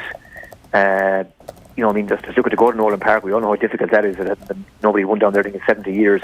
That's a massive, win for them. And suddenly, it's again no more than Cork. It's a huge, huge turnaround, because that their fate's in their own hands now. They've got, I think, a lot of confidence back, a lot of belief back in themselves. Canning obviously has got to come back into it. And suddenly, Galway are really in the mix, along with Tip, Limerick, Cork, as potential winners. But from a Wexford perspective, they probably should have won the game in Galway, and it's still Kilkenny. And even in Nolan Park last year, Wexford very much at the winning of that game, and Kilkenny found a way to get it done. But Wexford have had the wherewithal to beat Kilkenny, as Conor said early on. They've done it 4 or 5 times. The last 3 years since Davy took over, and they did it in Wexford Park 2 years ago, and it's a difficult place to go, and Wexford are very, very difficult to play against. Yeah, they had the wherewithal to beat Galway. It's just their own inaccuracy knocked them out of it, basically, with the free taking and because I was in Galway as well. It was a woeful game, and Galway came out of there by the skin of their teeth with that draw. I'd be wondering though, will that inaccuracy be a factor again? Are they going to be crying tomorrow night about, that little bit of inaccuracy that you can't, in general, you're not forgiven against any team. They were just lucky that day against Galway, who just weren't firing on any cylinder. Will they have that same kind of inaccuracy tomorrow night? Do they have enough time to fix that? I think they do, yeah. I mean, one of the things, Marshall, I was on the pitch after the game, and it's only when you're actually down there you realise the strength of the breeze. And I watched it back during the week, and some of the chances that guys missed. Leachy missed a couple of frees that, like, he'd normally put over in his sleep. But you can't afford to be 50% or 60% or 70% on the frees, because TJ will be 90% plus at the other side of it. And I think I described, some of those misses certainly to the conditions. But what did impress me was, Liam McGovern had a couple of horrendous wides early on, but, wasn't afraid. He got a fantastic point at a crucial stage, midway through the second half, in the middle of the field, where, he didn't bottle it. He took the shot on. Rory O'Connor, again, who, didn't maybe have his best game, spent a lot of time maybe foraging deep, again, got a couple of really important scores late on. Jack O'Connor at one end of the field got an unbelievable hook in on Conor Cooney, where he, really made up massive ground. And then was at the other end of the field a couple minutes later, laying off the ball to Dunbar for that chance. So Wexford, they're hard to play against. And I think, David Dunn, Cathal Dunbar, I think these guys are good players. McGovern obviously is fit, back after obviously the crucial injuries that he's had. And I think if Wexford just trust themselves and believe in themselves, on paper they have as much, if not more, firepower than Kilkenny. And I think they just got to be a bit bolder maybe, and maybe be less defensive. And trust maybe that they can contain that Kilkenny attack, particularly if they put the shackles on TJ and just go for the other end of the field. But Kilkenny are Kilkenny, and it's back to the wall stuff, and there's only one way that they'll know in those circumstances, and it's absolute dogged out stuff, and no one is better equipped to put up with hardship and physicality. And if that's the type of game that Kilkenny have to win, well, look at this grist to their mill, and Cody will relish going into the Wexford's backyard and turning him over. And as I said, it's a really, really tight game to call, and the draw is not beyond the bounds of possibility. Yeah, absolutely not. James O'Connor, thanks a million for taking the call. Cheers, Owen. Connor, just one last thing before we let you go briefly. Just, you mentioned the Dublin-Galway relationship there. A bit of a rivalry has built up over the years, kind of borderline needle, I think it's fair to say, just from being on the beat with Dublin over the last few years and stuff. What is exactly that needle based on? Why has there been such a rivalry building up between these teams? Well, I spoke to a couple of players, and I think the 2011 game was kind of a watermark for them. It was the first time that Dublin had really beaten the team in the championship that were considered a team above them in the kind of pecking order. And Galway didn't like it very much, and there's been a bit of needle. I think a lot of protagonists from those games, from the kind of rivalry, are gone now at this stage, but it has carried over. And it has carried over into some really, really big match between the two teams. But they're both physical teams. They both kind of flood the middle. They both kind of make the game into a bit of a war. And there was that row in Fenway Park in Boston as well, which was every bit as serious, I think, as it looked on television at the time as well. So what happened there again? Just remind us. I can't remember. It basically just turned into a mill. It was the sort of thing where a foul. I think two players got sent off. I think it was James Skettle and maybe Conor Dooley, the Dublin reserve goalkeeper. So, it's been pretty bitter and it's been pretty tight. But I suppose the point of it is that Dublin are the sort of team that will believe they can beat Galway in Parnell Park, because they have the physicality, they have the players that can make that thing into a war. And if you look at the real pillars of the Galway team, Gerard McInerney, Paddy Burke, Pádraig Mannion, Dublin are probably, I don't know whether Liam Rush is fit, but they'll probably go straight with Conal Keaney and Gerard McInerney, Liam Rush onto Daithí Burke, Danny Sutcliffe onto Pádraig Mannion, and back themselves to win those duels. And the same thing, Chris Crummey, I think one of the most underrated halfbacks, one of the most underrated hurlers in the country. He is probably the only player physical enough in the Dublin team to go on Johnny Glenn. We're still waiting to hear the result of Shane Barrett's hearing last night, but if he's fit, I think he'll go on Cathal Mannion. And Eoin O'Donnell, who's been without a doubt the outstanding fullback in the country, will probably play on Conor Whelan. And it really is one of those games where if you win 4 of those 6 matchups, you could win the game. And Dublin have been building towards a performance. They've had flourishes of really good hurling against Kilkenny, really good hurling against Wexford. But the problem has been when the thing has gone wrong for them, they've kind of compounded their mistake. And after conceding a goal, they've lost the next 3 or 4 puckouts and given themselves too much to do, or almost too much to do in the case of the Wexford game. But there's probably a sense in Dublin that after 2 years of getting really close to making that big victory for this team, to kind of just getting over the line, that it has to come, and like, given the situation that they were faced with against Wexford, where they were 3 points down in the 5th minute of injury time of the second half, if you'd have told them then they'd have a home game where if they won it on the last day they'd be into a Leinster final, they'd have taken your hand off. So I think they're going into it probably in a better frame of mind than a lot of people maybe think. Yeah, I think so too. Conor McKeown, appreciate taking the call. Thanks for that. Thanks, Owen. Thanks, Maire Trease.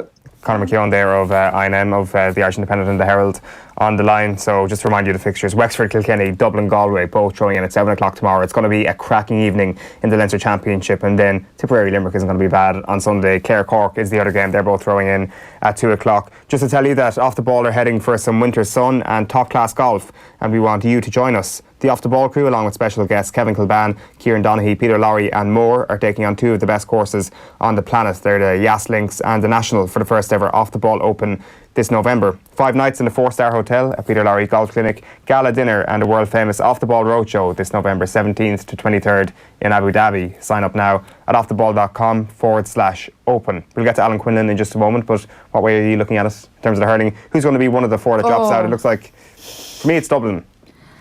Do you know, we were talking about it and my little Galway heart was getting nervous and contracting as we were talking about it there, because it could be any of them, and you could argue it's not fair that either of them would get knocked out because they've all been so wonderful in their own ways. If you were to go on history, and if you were to go on form, and if you were to go on looking at them all on paper, you'd have to say Dublin. But at the same time, it could easily be Galway. It could easily be Kilkenny. I feel that Wexford are going to survive whatever happens. I don't know why I have that feeling about them. But I'm nervous about the rest. Obviously, you're going to the game tomorrow, yeah? Yeah, I'm in Wexford Park tomorrow night at 7 o'clock. You versus Davy is the battle we've all been waiting for, really. Stop. Poor David. David. No, I mean, I've already said this, like, emotions were high. I have great time for David. Your emotions or his emotions? Both. I was watching, I was after seeing Galway nearly throw it away, and he was after seeing his own team really throw it away. No, all jokes aside, I have great time for Davy. We've had rows before. I hope we have more rows in future. But I always back it up to any time we've had a row that, like, I worked with Davy for a year in a documentary in 2016, his last year as Clare hurling manager. And you mightn't always agree with what he says, you mightn't always agree with what he does. But there is no manager out there, I can say this categorically with no doubt whatsoever, there is no manager out there who puts as much into it, and no manager out there who, like, every decision he makes, he does it because he believes it's the best for his team. You mightn't think it's the right decision, but he's doing it because he thinks it's right. Now, can he drive you up the wall? Yes. I'm sure if he was here, he'd say I've driven him up the wall at times. I'd say he's probably not pretty pleased with me at the moment, but I can't help myself. I like Davy. So do I. I think Davy's great. But even despite our rows, I like him because I respect him. Yeah. I have great respect for him. I really, really do. He may not feel the same about me if he was here now. He may have some choice words about me, because I'd say at times I have annoyed him over the years because I'd just be there needling him. But I have a great graw for him. I do really like him. But tomorrow night he'll be in full Davy flow. Tomorrow is a kind of game that he lives for. Yeah. He loves it. He loves the pressure. He loves the momentum. He loves the feeling of the fire in the air. He gets a fire in his belly and he loves it. So he'll be on full form, but so will Brian Cody. Yeah, and I think there's been questions about, say, in Munster, do Limerick want to go through the front door this year? Do they want, the Munster Championship to back up the All-Ireland and stuff? I think if you take any of the teams in either provinces, who would want the provincial title the most? It's going to be Wexford, and it's going to be Davy. Yeah, because Davy wants to win everything. Yeah. If he's playing a game of snap with you, he wants to win it. That's just the way he is. He's a winner. That's how he lives his life. But I just think my worry for Wexford would be that Kenny tend to not lose 2 games in a row. Do you know? Okay, you can say the last few years, that form has dipped. But they were injured last weekend. They really did not like losing in their own backyard. And I know they were aggrieved by the timing at the end of the game as well. They felt perhaps they should have had more time. We all felt they should have been a bit more time added onto it. So that's going to hurt. And an injured Kilkenny is always dangerous. And that's great news for Dublin. So it's going to be brilliant. Permutations will be flying around tomorrow evening at around 8:30, I'd imagine. Right, so preparing for his first role as head coach at La Rochelle, Ronan O'Gara revealed one element of Alex Ferguson's managerial philosophy he'll be taking with him to France. Obviously, the most important thing is you get buy-in from your players, Nathan. That's going to be crucial. So that's up to me to sell my kind of philosophy on the game. But I think the most important thing I take from the Crusaders is you got to have fun too. You got to have enjoyment. So it's important that I bring that side of it, connect with the people. But yeah, the club does interest me, and I think the president seems very stable. I've been reading a few articles about him, and I think he gets it as a rugby man, and he gets what's involved. It's very important that you put an emphasis on an academy, and I would be a big fan of that. I just think there's a great saying from Alex Ferguson is, look after your academy and the academy will look after you, and I'd be a big believer in that. So I think in that regard you kind of have to have really stable building blocks, and the club seems to be growing season on season, so it's a great time to get into the club where I'm going to back myself to make an impact, and I think it's something that I love doing, coaching rugby. So for me, it's another exciting journey for me and for my family, and that's the most important thing. Ronan O'Gara speaking to Nathan on last night's show. You can get the full piece back on youtube.com/Off the Ball or Rugby and Off the Ball on any of your podcast apps. Alan Quinlan is here. How are you? Very good, thanks. On yourself, Maura. Good morning. How are you? No Irish this morning now, please. No, well, I did it to you off that already. It's great to hear that, isn't it? Just somebody saying, I love rugby and this is why I want to take this job. I want to be more hands-on. I want to be at the top. And this is a great and unbelievably exciting job for Ronan O'Gara. Yeah, I would have loved to have seen him come back and be involved in the Irish setup or the Munster setup. But I think this is a natural progression for him, taking a head coach role. If he came back to Ireland, worked with Andy Farley, would have been an assistant. If he went to Munster, he would have been assistant again with Johan van Graan. I think his time will come that obviously everyone hopes, and I'm sure he hopes and aspires to come back to Ireland and be involved with one of the provinces or with Ireland. And but I think he's trying to build up his own experience more, and this is an exciting opportunity for him to take a head coach role, to work with John O'Gibbs. And La Rochelle are a good side. They have a lot of good structures in place, and financially they're pretty sound, and they have the ability to go out and sign players. And it'll be interesting to see how he brings that experience that he's gained so far, the success with Racing, the experience with probably the best club side ever in world rugby in the Crusaders, in what they've achieved and their consistency over the years and their ability to produce so many All Blacks. And to be taken in there and to be welcomed and spoken highly of by those players in New Zealand. So he's achieved a lot. To go again and go to France and not come back is the right call, it's probably the right call for him, and he feels it's very right. And like I said, I would love to have seen him come back. I think he's ready now, but maybe he feels that he wants to extend that experience more, and really this is the first kind of job he's going to take, that he's going to be head coach, so it'll be a great experience for him and a great opportunity for him. So I think he will come back in a few years, but this is a really exciting move for him. What is it specifically when you hear about especially the sounds coming out of Racing in terms of how highly he's thought of in France? What is it about Ronan O'Gara that allowed him to be so highly thought of in that regard? I just think when I played with Ronan, and any of the guys who played with him from Munster or Ireland or the Lions will tell you that he's very intelligent, the way he reads the game and the way he sees the game. And not all top players don't make great coaches either. There's no guarantee that transition is just going to be smooth. It's about how you translate your messages across, and he's a real good ability to capture a room, but also to give in positive messages and good information about the way he sees things, the way they didn't work and the way they should work, and the way opportunities can arise in attack and structure and stuff. So he has just had a good ability to put both parts together. He was an outstanding player, and he has the ability to translate that stuff. And that's the most important thing for coaches, how to get their messages across in any sport. And if players believe in him and you try and win over the confidence of the group you're with, he has a confidence in himself that he's not daunted by standing in a room and challenging people either. So I think that intelligence works for him, and it has worked for him, and I think the experience is just growing over the years. So it never surprised me that he just went straight from playing into coaching and has had success. They love him in France. I think Dan Carter was the one who probably endorsed him to the Crusaders. And then, going into an environment like that was always going to be tough, but they've taken him in and accepted him well there. Well, let's hear more from Ronan. We just want to fix your microphone. He was talking about winning and creating a winning environment. That's something that obviously, what is success, and it looks different for everyone, and I'm not batting it off, but I think what you want to be doing is getting better, and how do you qualify that? Sometimes you need silverware, other times you need to kind of feel it, but that's something that I'd be keen to maintain. You want to be winning things, there's no doubt about that, and that'll be the plan in our show, to win things, because that's what really excites me too. I've kind of done it as a player, I've done it as a coach, so I want to keep that going, Nick, and that's what really excites me is winning things, and I enjoy stuff about growing and getting better and all that, but I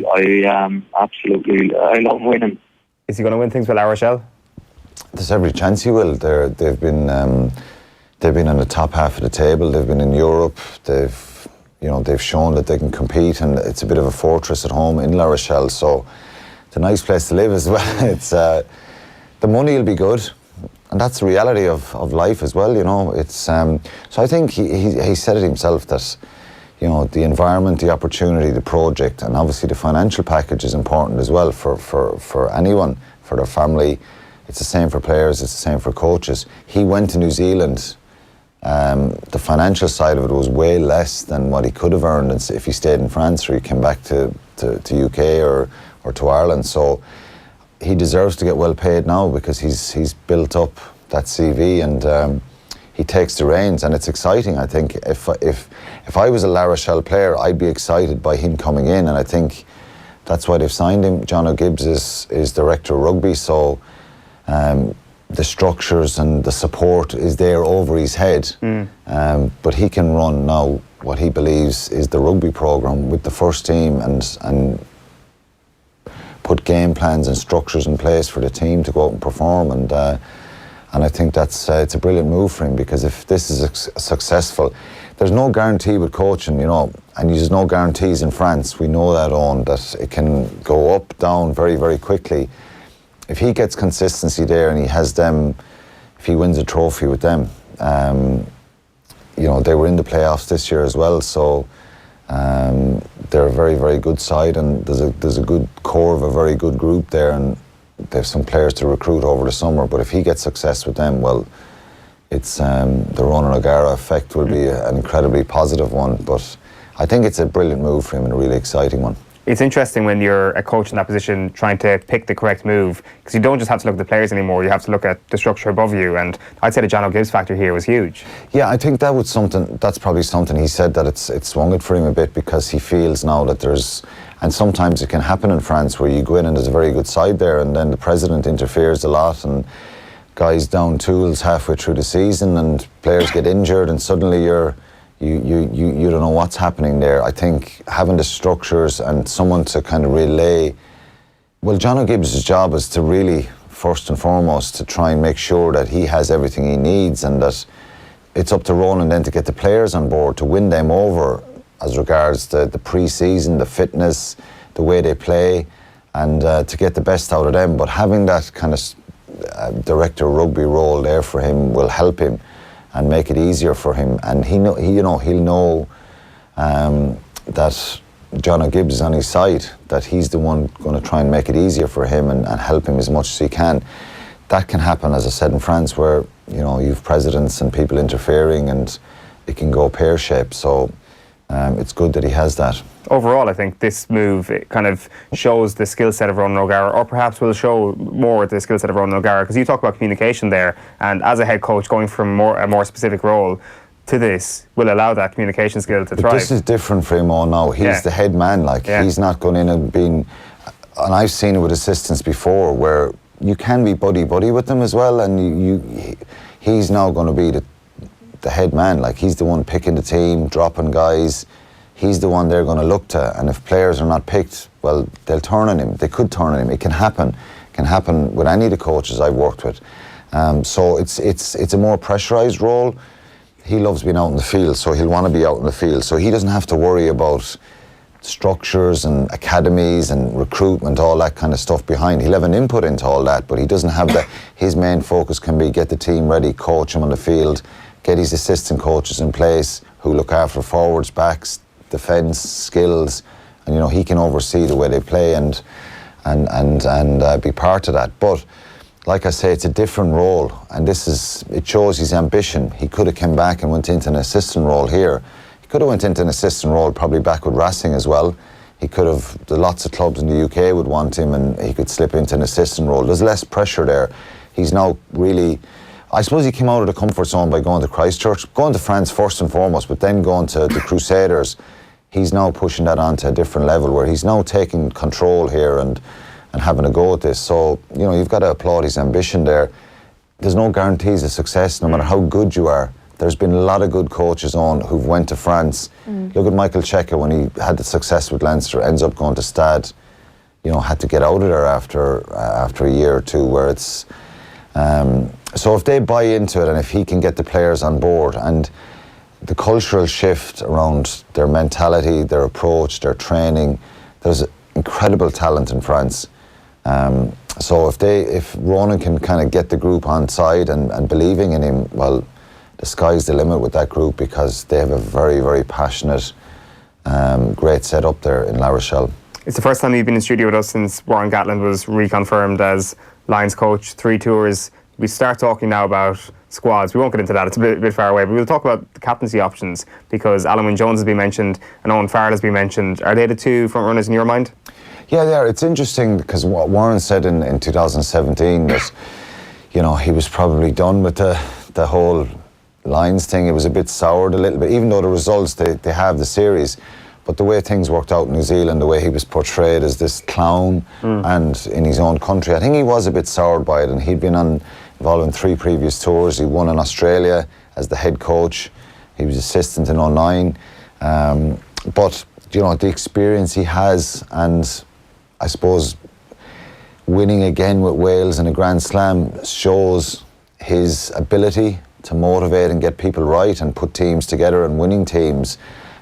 So that's probably he's kind of that bug, that Lions bug, as I hate talking about the Lions for obvious reasons for myself personally, because I think back to 2009 in South Africa and all that history, it never goes away, but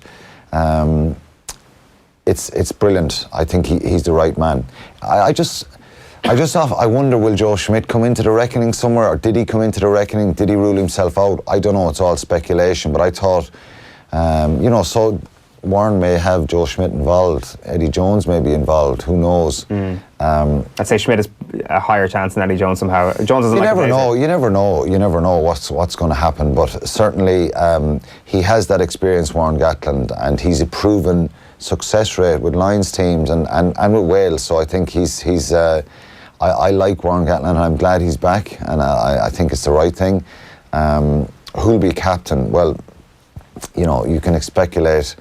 It's 2 years out, so it's a long way away. There's a lot of stuff going to happen. Alan Wynne-Jones probably now, if it was now. Owen Farrell is probably the front runner for me because I still think he's quite young, and I still think he's an incredible player. He's an incredible leader. Probably has to watch his discipline as regards the high shots sometimes.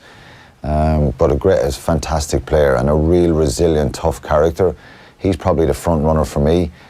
From an Irish point of view, I just think if James Ryan ends up getting any sort of experience here with the senior team captaining Joe Schmidt's sides, Joe Schmidt has to find a new captain after the World Cup.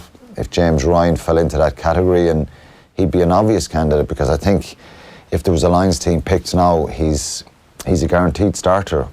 His level of performance, his work rate, and his ability is second to none. So Peter O'Mahony is another candidate. You know, he's someone who gained a lot of respect in 2017. He's captained Ireland with distinction as well. So it's a long way off, and people will speculate about it for the next couple of years. But it's You look at James Ryan's graph over the last 2 years, still 2 years to go. I mean, after... It's 2 years to go. Johnny Sexton will be 35. You know, he probably hasn't had the best season individually. He's had injuries, ups and downs, but he's shown glimpses of his brilliance. He's World Player of the Year in 2018. Things can change quickly. He could come back and has the ability to keep going, and he could be someone that could be a candidate as well. But for James Ryan, I think Warren Gatland likes his forwards as captains as well. You know, O'Connell, Wyn Jones, Warburton, Peter O'Mahony. You know, I think because he's a former forward, he loves having the leader right up close to the referee a lot, been there in a lot of the confrontational stuff, scrums, lineouts. So he'll probably nudge towards a forward who's going to captain the side. But and I think, as I said, if James Ryan, playing ability, incredible. He's captained underage teams. He was captain under 20s team in 2016. I just think if he gets any sort of experience and is captains Ireland, he's a great chance of being the captain of the Lions. Maire Trease is another one, I suppose, who's in that James Ryan performance level bracket. So it'll be interesting to see. Is that like top priority for Andy Farrell, turning James Ryan into a captain almost immediately?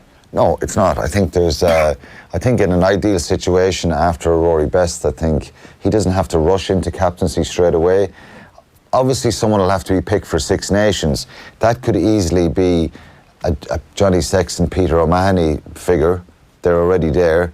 If he wanted to wait, or do you say, right, this is a 4-year cycle again with World Cups, and that we want to pick someone now who's going to be there for a long time?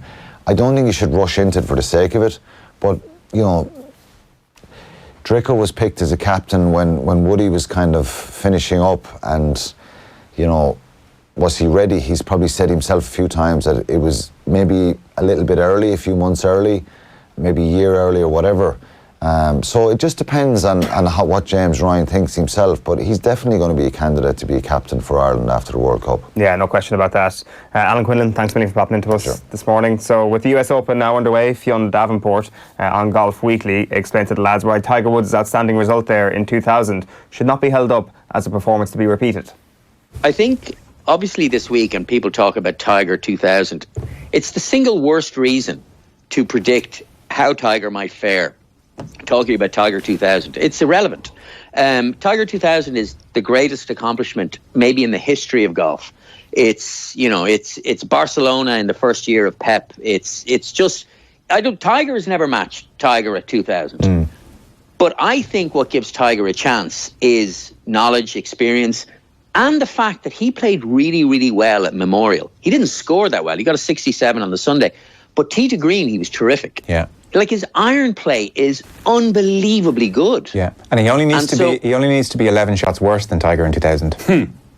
Yeah. So I think that's the guide, and certainly not Bethpage. I would discount, but the way he played at Memorial, even without scoring, suggests that an informed Tiger that's loose, that he can actually make his swings without being too stiff.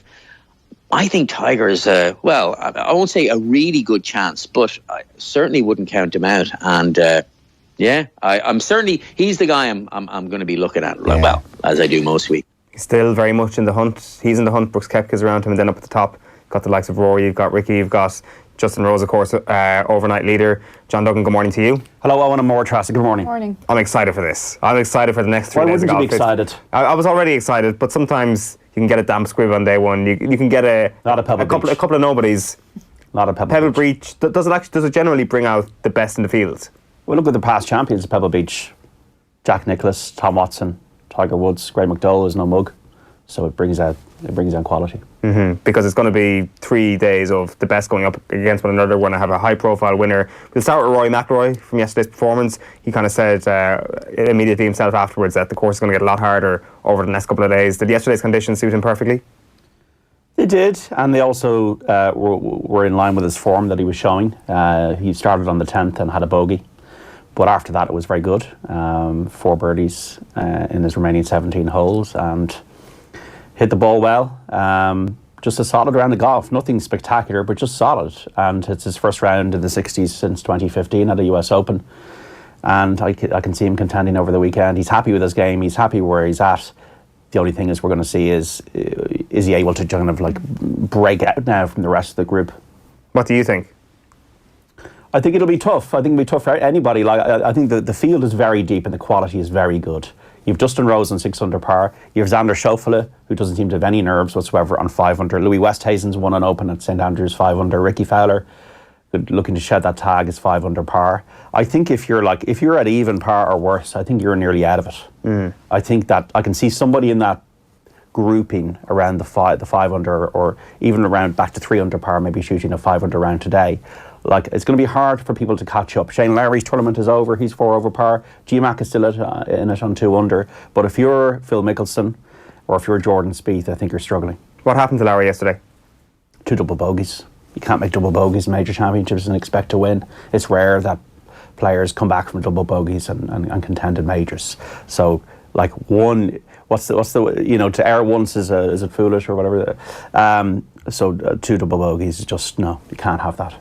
I actually missed whatever happened there. Was it just getting to the hazards? Was it? I fell asleep. I've decided. You know what I'm going to do? I'm like the golfers. I'm going to ease myself into the US Open. So last night's existence was like a 70 for me. I'm going to shoot a 67, 65. In other words, I'm going to be watching more and more golf as the week goes on, and then I'll end up watching about 8 hours on Sunday night. It's not the perfect start though for Rory, like you said. It's like he's eased himself in because it was a solid start, and that's kind of what has been missing. Just kind of just being solid at the beginning instead of going in all guns blazing and then pooh, gone the following day. Don't put pressure on yourself. Yeah. That's what he has done in the past in majors, and obviously playing last week seems to have helped. He won last week, and I would agree with you that just it's not always about explosives and fireworks. It's just sometimes about percentages, and that's what I think that, you know, I think it was Jack Nicklaus, and they've always said that you don't need to play perfect golf to win a major. And I think whoever wins this week will play very good golf, but not necessarily perfect golf. You're not going to play perfect golf at Pebble Beach. No, for sure. You tipped Ricky Fowler yesterday. He was your first tip. And the other 3 are not very good. So Spieth and Schneider, who's a disaster, and Lowry. But yeah, Ricky Fowler is looking very comfortable. Very comfortable. He said that was the worst he could have shot, 66. Right. So that was encouraging for me, I have to say. The thing with him will be nerves and bottle now, but regarding his game, he likes it out there. He's from the area. I think Ricky Fowler will do very well this weekend. We saw Jordan Spieth shout at his caddy yesterday. Michael Greller, yes. Yeah, in a very sarcastic manner. Good job, Mike. Yeah, he blamed him for 2 shots, but I didn't remember the caddy hitting the shots. That's on Jordan Spieth. He's the guy who hits the shots. I know caddies are paid well and everything, and they're there to advise. They're not there to execute. Yeah, they're not doing it for you. And also, if a caddy even hands you whatever reason, you can say, actually, no, I don't want to do that. You're still the independent person out there. You're the one doing the job. It reflects very poorly, I think, if you yell at somebody who's there to assist you. Also in a public forum and on television. If he did that in an office, would that be great? No, it wouldn't be acceptable. It's not acceptable, I think, in any line of work. So, what about one of your teammates? Still not acceptable. In the sporting environment, if you are yelling tensions at people, running high. If you're not being constructive, instead of saying, why did you do that? Instead of saying, why not try this? That's not constructive. But it doesn't also fit the apple pie nature of Jordan Spieth's image. No, you're absolutely right. You know, I'm almost... it doesn't fit that beautifully coiffured, you know, the kind of guy who, you know, you bring home to the in-laws. And, hello, Mr. and Mrs. and everything be very sweet, and then he like the outburst, you know. You kind of like described a horror movie villain there. No, I'm just being a little bit facetious, but... He reminds you of the brother and stepbrothers, you know, the perfect brother with the perfect wife? That's Jordan Spieth right there. Yeah. So, like, is this the mask slipping of Jordan Spieth? Is this generally...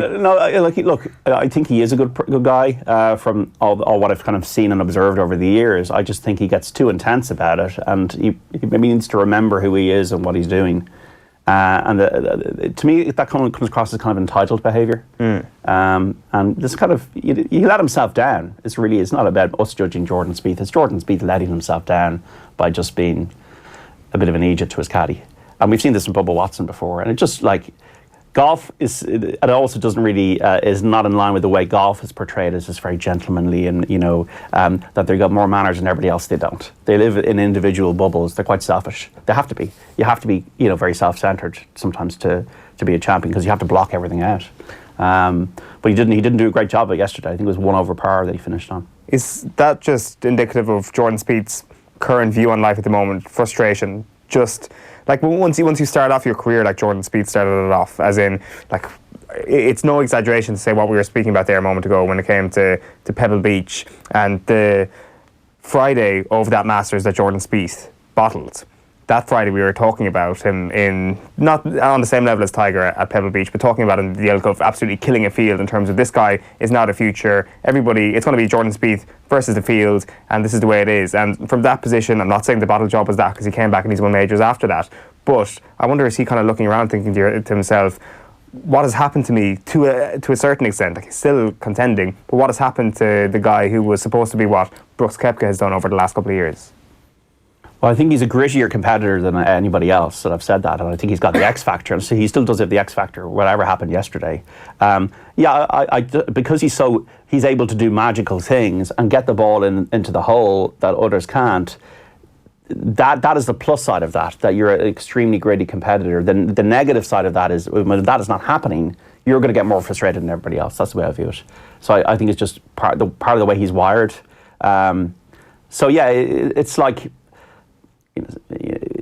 not being able to do the thing you think in your head that you can do is what is frustrating him. I don't really know if it's about, whether he's kind of thinking about, well, I'm not having the career necessarily in the last couple of years that I thought I would have. I don't know if it's about that. I think there's still plenty of time. He's only 25, but I just think it's part of his fabric that he expects as things to happen that are a bit out of this world, and he has proved that.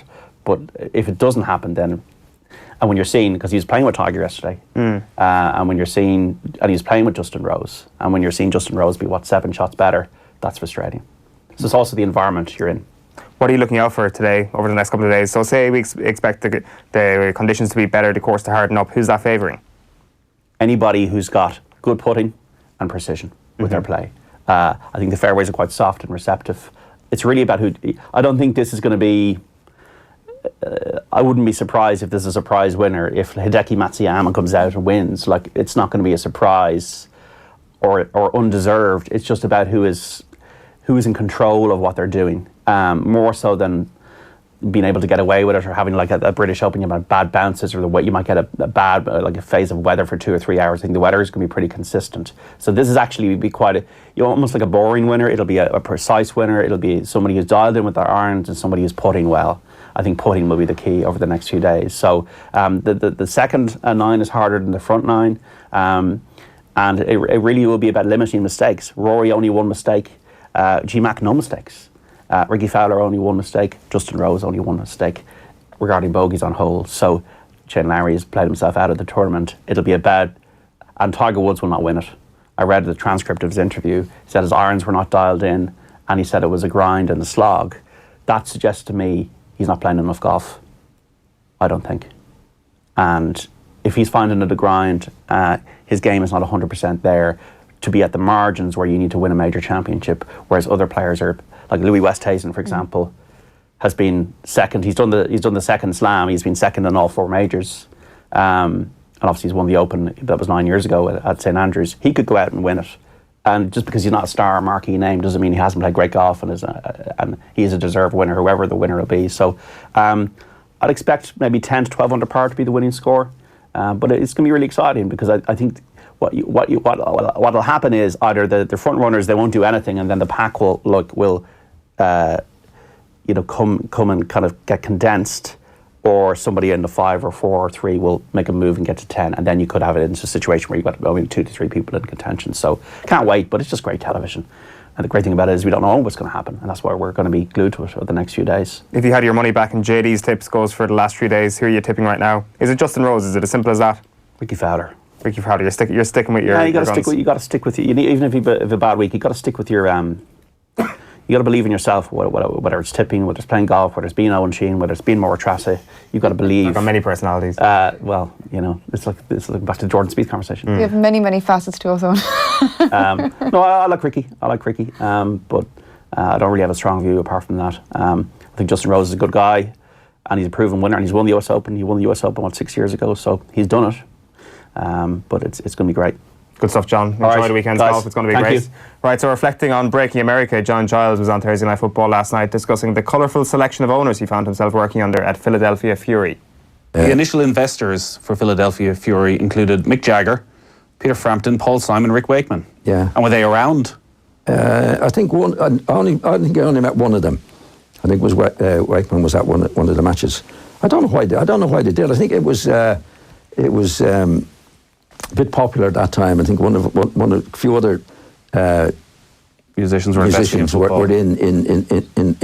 some football situation there. Yeah. It was good. Why'd I you come enjoyed it. Were you always going to come home? Oh yeah. You weren't tempted to stay?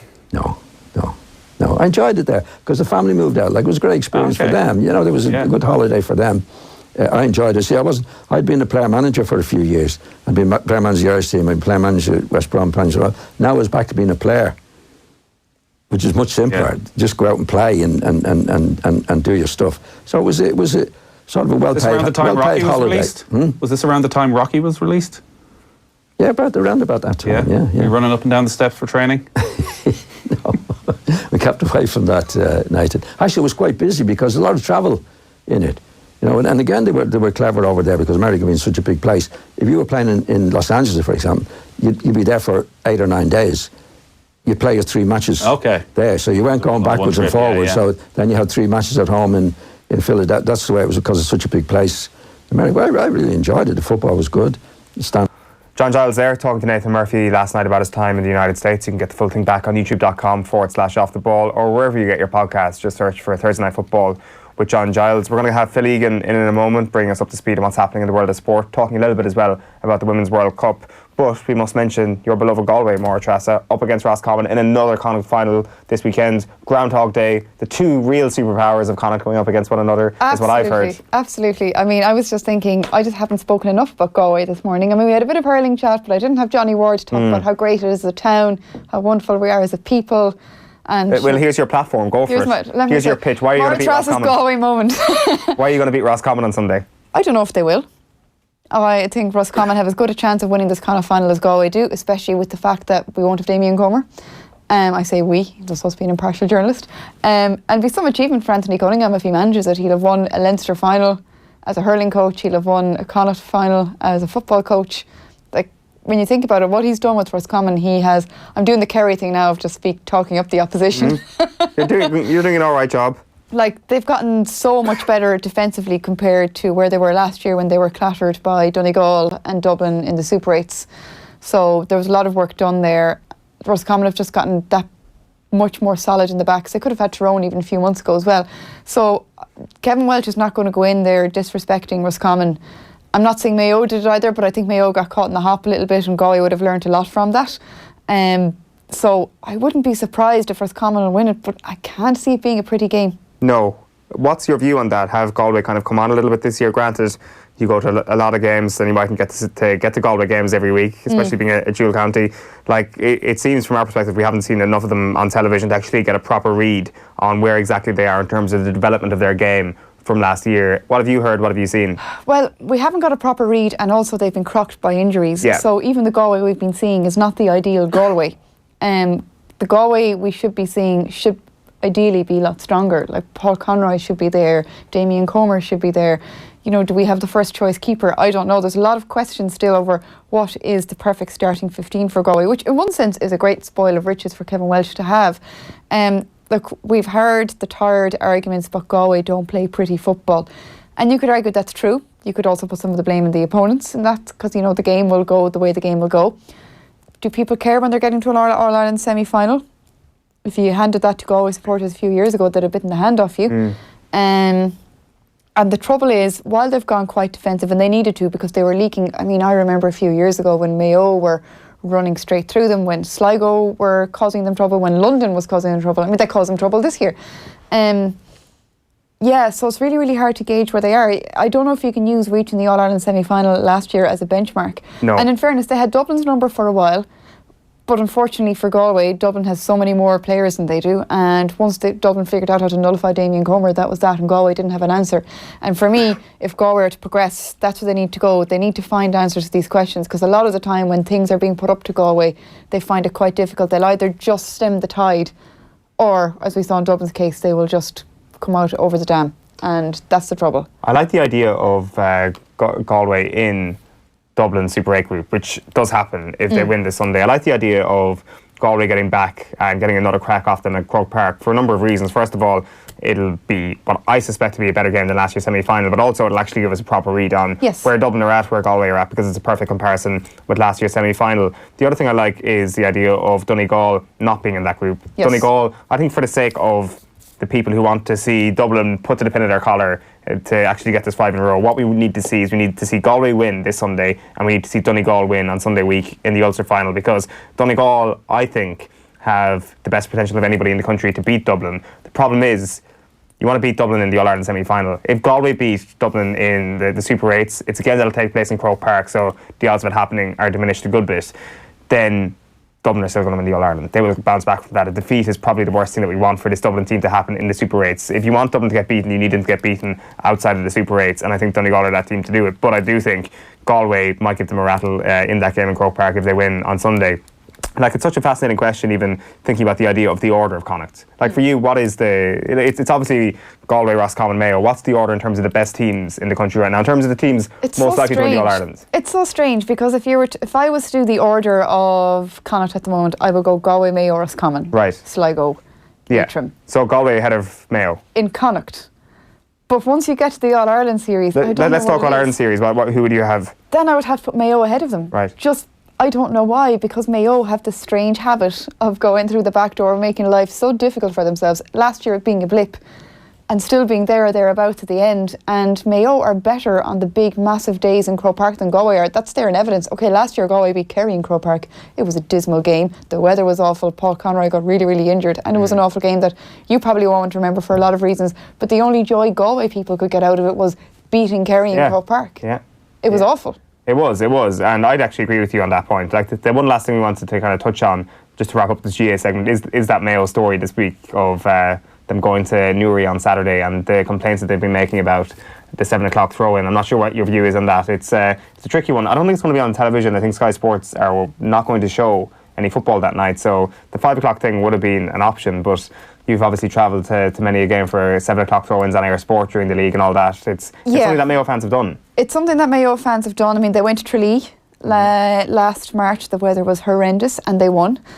So that made the journey home, I'm sure, a little bit shorter. I understand where the Mayo fans are coming from, because, you know, if you're coming from Belmullet or back west behind Belmullet, as you know yourself in Kerry and County Galway as well, these rural counties, the drives are very, very long and it's expensive. And when you live in the west of Ireland, a lot of the time, you don't have that disposable income. I know we all talk about how this country has recovered well, and it has in Dublin, but we see it ourselves when we go home. You don't see it in the western fringes as much.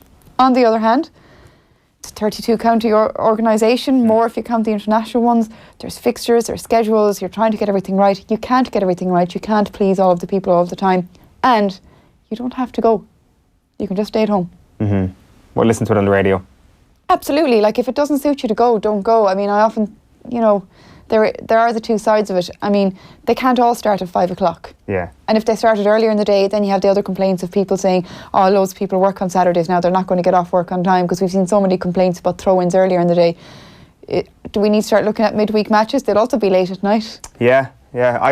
For me, I think unless the game's on TV, just start the game at 5 o'clock if it's on a Saturday. It's the perfect time. It is, absolutely. Load of drinking time before and after the game. It's ideal. It's 5 o'clock Saturday. Not when you're driving home, Eoin Sheahan. Get driving, get a lift. Get public transport. I'm not sure what the Newry to Castlebar public transport link is like. Probably not great, but I get the whole argument about not having it late at night. But let's be fair here as well. There's lots of other games happening, and I'm sure administrators are pulling their hair out trying to get this right, and you don't always get it right. But you know what? The down people won't mind. No, that's for sure. Right, we're going to get Phil Egan in to keep us up to speed on what's happening in sport. But before that, speaking on Thursday's hurling show, Michael Verney revealed why he is keeping the faith with Cork to go all the way this year.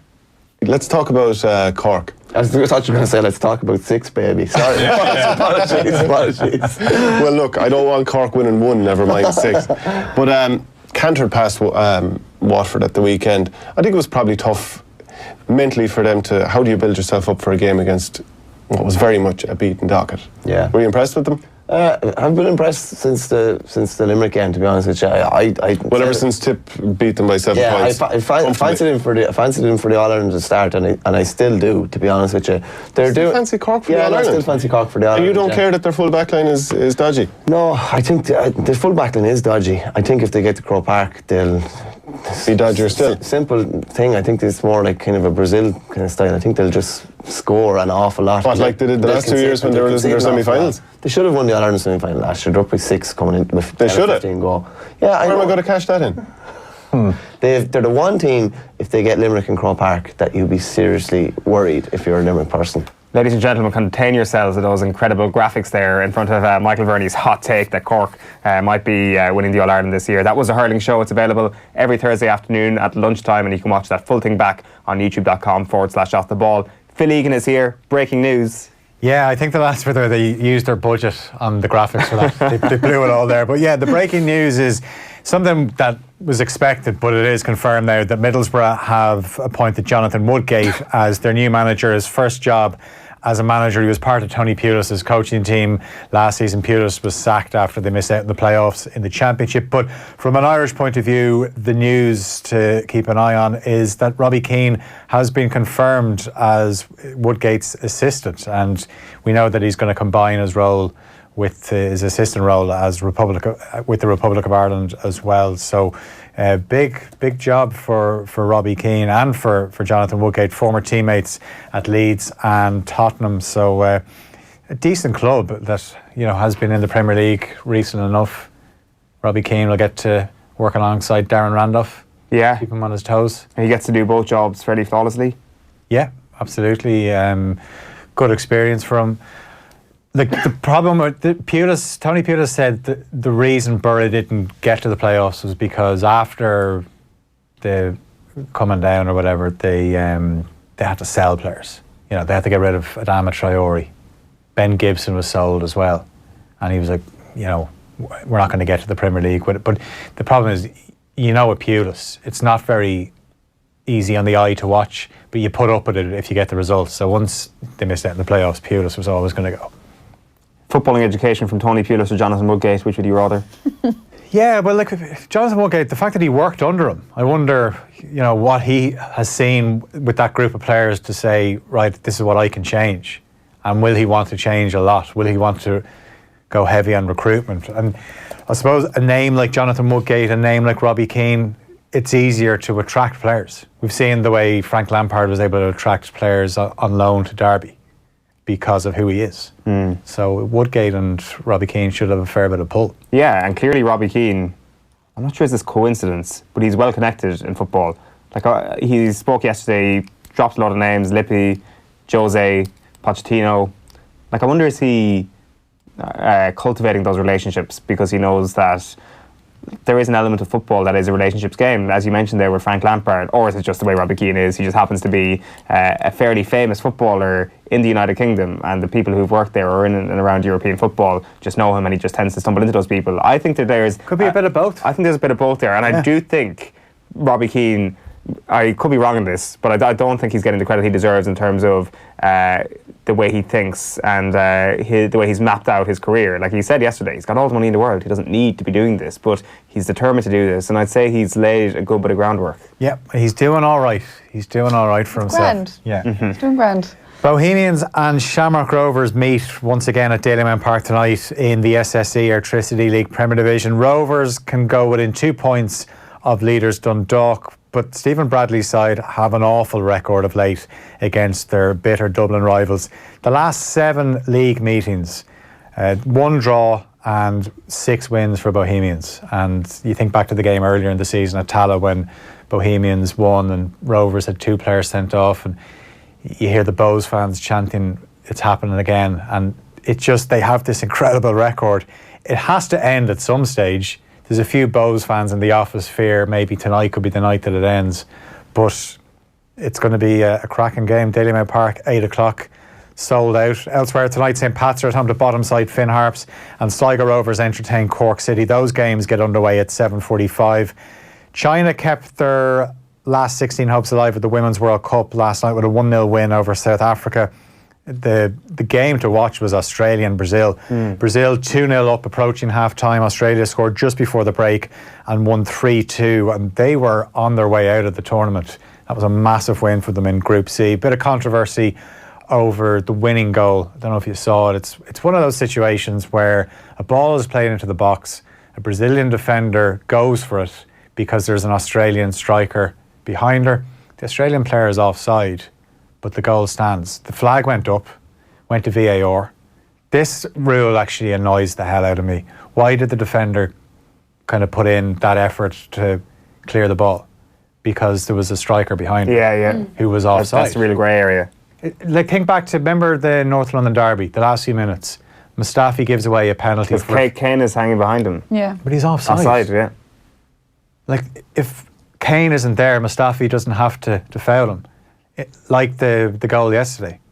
If the Australian striker isn't there, the Brazilian player can just let the keeper come out. The thing is, they can actually make this a non-grey area. They can say, basically, if you touch the ball, you're affecting play. If you're not touching the ball, you can do whatever the hell you want in an offside position. And maybe that's actually the best way of solving it. Yeah, but see, I don't know. Like, that's except for, say, obstructing the goalkeeper's view. Yeah. If, say, hovering behind the defender, being there and that distracts the defender, like, there's a quick way of saying, you know what, not obstructing the goalkeeper's view, in an offside position, goal stands, didn't touch the ball. Maybe that's the way of doing it. Can we very quickly get your predictions for the Women's World Cup? You've been predicting for Shelbourne ladies in the competition they've been running. Yeah, I had a good day yesterday. That result was huge for me, Australia winning. If China had scored another goal, I actually would have gone up to second place on my own. So I'm in the top. I think I'm in a share of third place, but I find myself, like, I was watching the game last night, roaring at the TV when China couldn't get the second goal. It's like, well, did you just shoot? So England are playing Argentina. Yeah, England are going to win that one. Scotland, Japan is a tough one to call. Probably leaning towards Japan. And then Italy play Jamaica. Italy beat Australia. I think Italy will beat Jamaica. So I just have to work out exactly the scorelines, because that's where I've been falling down. You get maximum points if you get the score right. Right. Even if you get the winning margin right, you get 3 points. If you get the win, you get 2 points. 4 pointers are big, though. Well, we're living vicariously through your predictions competition, and we're rooting for you, considering the Irish aren't in it. You're flying the Irish flag, basically, at this World Cup for Team Off the Ball. A couple of more stories before you wrap. Yeah, looks like Maurizio Sarri will be announced as the new Juventus manager in the next day. Could even happen today, and Chelsea have reportedly agreed a deal in principle with the Italian champions. They're going to get more than £5 million in compensation, which it seems clears the way for Frank Lampard to return to Stamford Bridge. And if that does happen, he'd be Chelsea's first permanent English manager in 23 years. Justin Rose leads the way in 6 under after day one of the US Open at Pebble Beach. He's one ahead of Ricky Fowler, Xander Schauffele, Louis Westhuizen and Aaron Wise. Rose due out at 25 past 4 with Tiger Woods, who's 1 under, and Jordan Spieth, who was 1 over par. Rory McIlroy's 3 off the lead after an opening round 68, and he says it was important to start well given the conditions. The golf course, it's benign conditions. It's very, very soft for a US Open right now, so you needed to get out there and at least shoot something in the 60s today. I can see the course getting obviously a little bit harder as the week goes on, so happy with my day's work. The last time I shot 60s in the 60s in the US Open was Chambers Bay in 2015. You're probably having to go back to that point until I felt this comfortable in terms of playing great golf on the biggest stages, and 2 wins already this year. And a lot of other good performances. I feel comfortable. Yeah, Graham McDowell, last winner at Pebble Beach 2010, he's 2 under. Shane Lowry 4 over. Yeah, disappointing from Shane Lowry. Just to tell you, BMW and Triathlon Ireland are challenging Team OTB to hashtag #TryForPieta this summer and raise funds for Pieta House. For more info, check out triathlonireland.com and you'll see the link for more information for Try for Pieta. BMW is, of course, the proud partner of Triathlon Ireland and is a title sponsor of the BMW Triathlon National Series, 17 of the most exciting triathlon races in Ireland. Doing a triathlon is easier than you think. People of all ages and abilities Series take part. 17 of the most exciting races. Tomorrow is the most exciting one. It is hooker by crook, and Team OTB are taking to the triathlon stage. 3 different stages, of course. 3 different people on each stage. We're not really triathletes, but we're athletes. So you're I'd love hydrating. to say Owen, is hydrating the water, and he's also there coughing away in the background. Just let us know that he might not be 100% tomorrow. Just getting us ready to say, well, look, he was a bit under the weather. 80% me is still better than 100% anybody else. So I can't say anything. I'm not doing anything. Are you nervous? This time tomorrow you'll be limbering up for it. Yeah, it's good because I'm on the last leg. I'm going to be hanging around for a good while. A long time waiting for us to finish the swim and the cycle. I'll be there. I'll have an earpiece saying, "Yeah, Adrian, he's out of the water. Ger is up the hill," and then I'll be like, "Right, it's time to get warmed up." Have you got the Vaseline ready? Shave the legs? I've no problem with the aerodynamics on top anyway, so yeah, maybe that's it. Marginal gains, yeah. I heard this mad thing, so as cyclists, all the jokes, I call myself a cyclist now, all the jokes been doing the rounds, like, are you shaving your legs for the thing? And people are like, it's more aerodynamic, but that's not actually the reason why professional cyclists shave their legs. It's in case, gravel gets caught and it's, or they get terrible cuts. It's easier to perform a quick surgery or to remove things if you don't have any hair in your legs. So there's your piece of information. That's one thing I've learned. You must shave body parts before we do surgery. It's in Lance Armstrong's book, so it must be true. Anyway, Phil, best of luck tomorrow as my rival. Yeah. Nah, I don't think so. That's it. You're going to pay for that. You are going to pay for that. That's going up in the dressing room wall now. Oh, dressing room wall is right. Do you have a dressing room? God, I wish we had one. That is our lot this morning from OTBAM. We'll be back Monday morning from 7:30. Of course, Off the Ball is live on your radios tonight from 7 o'clock. All the usual good stuff. Friday night racing, crappy quiz and more with Ger and the lads. Off the Ball, of course, is live from tomorrow at 1 o'clock and Sunday from 1 o'clock. It's a massive weekend of sport, and you can follow us as well at Off the Ball. We'll see you on Monday morning at 7:30. Bye-bye for now.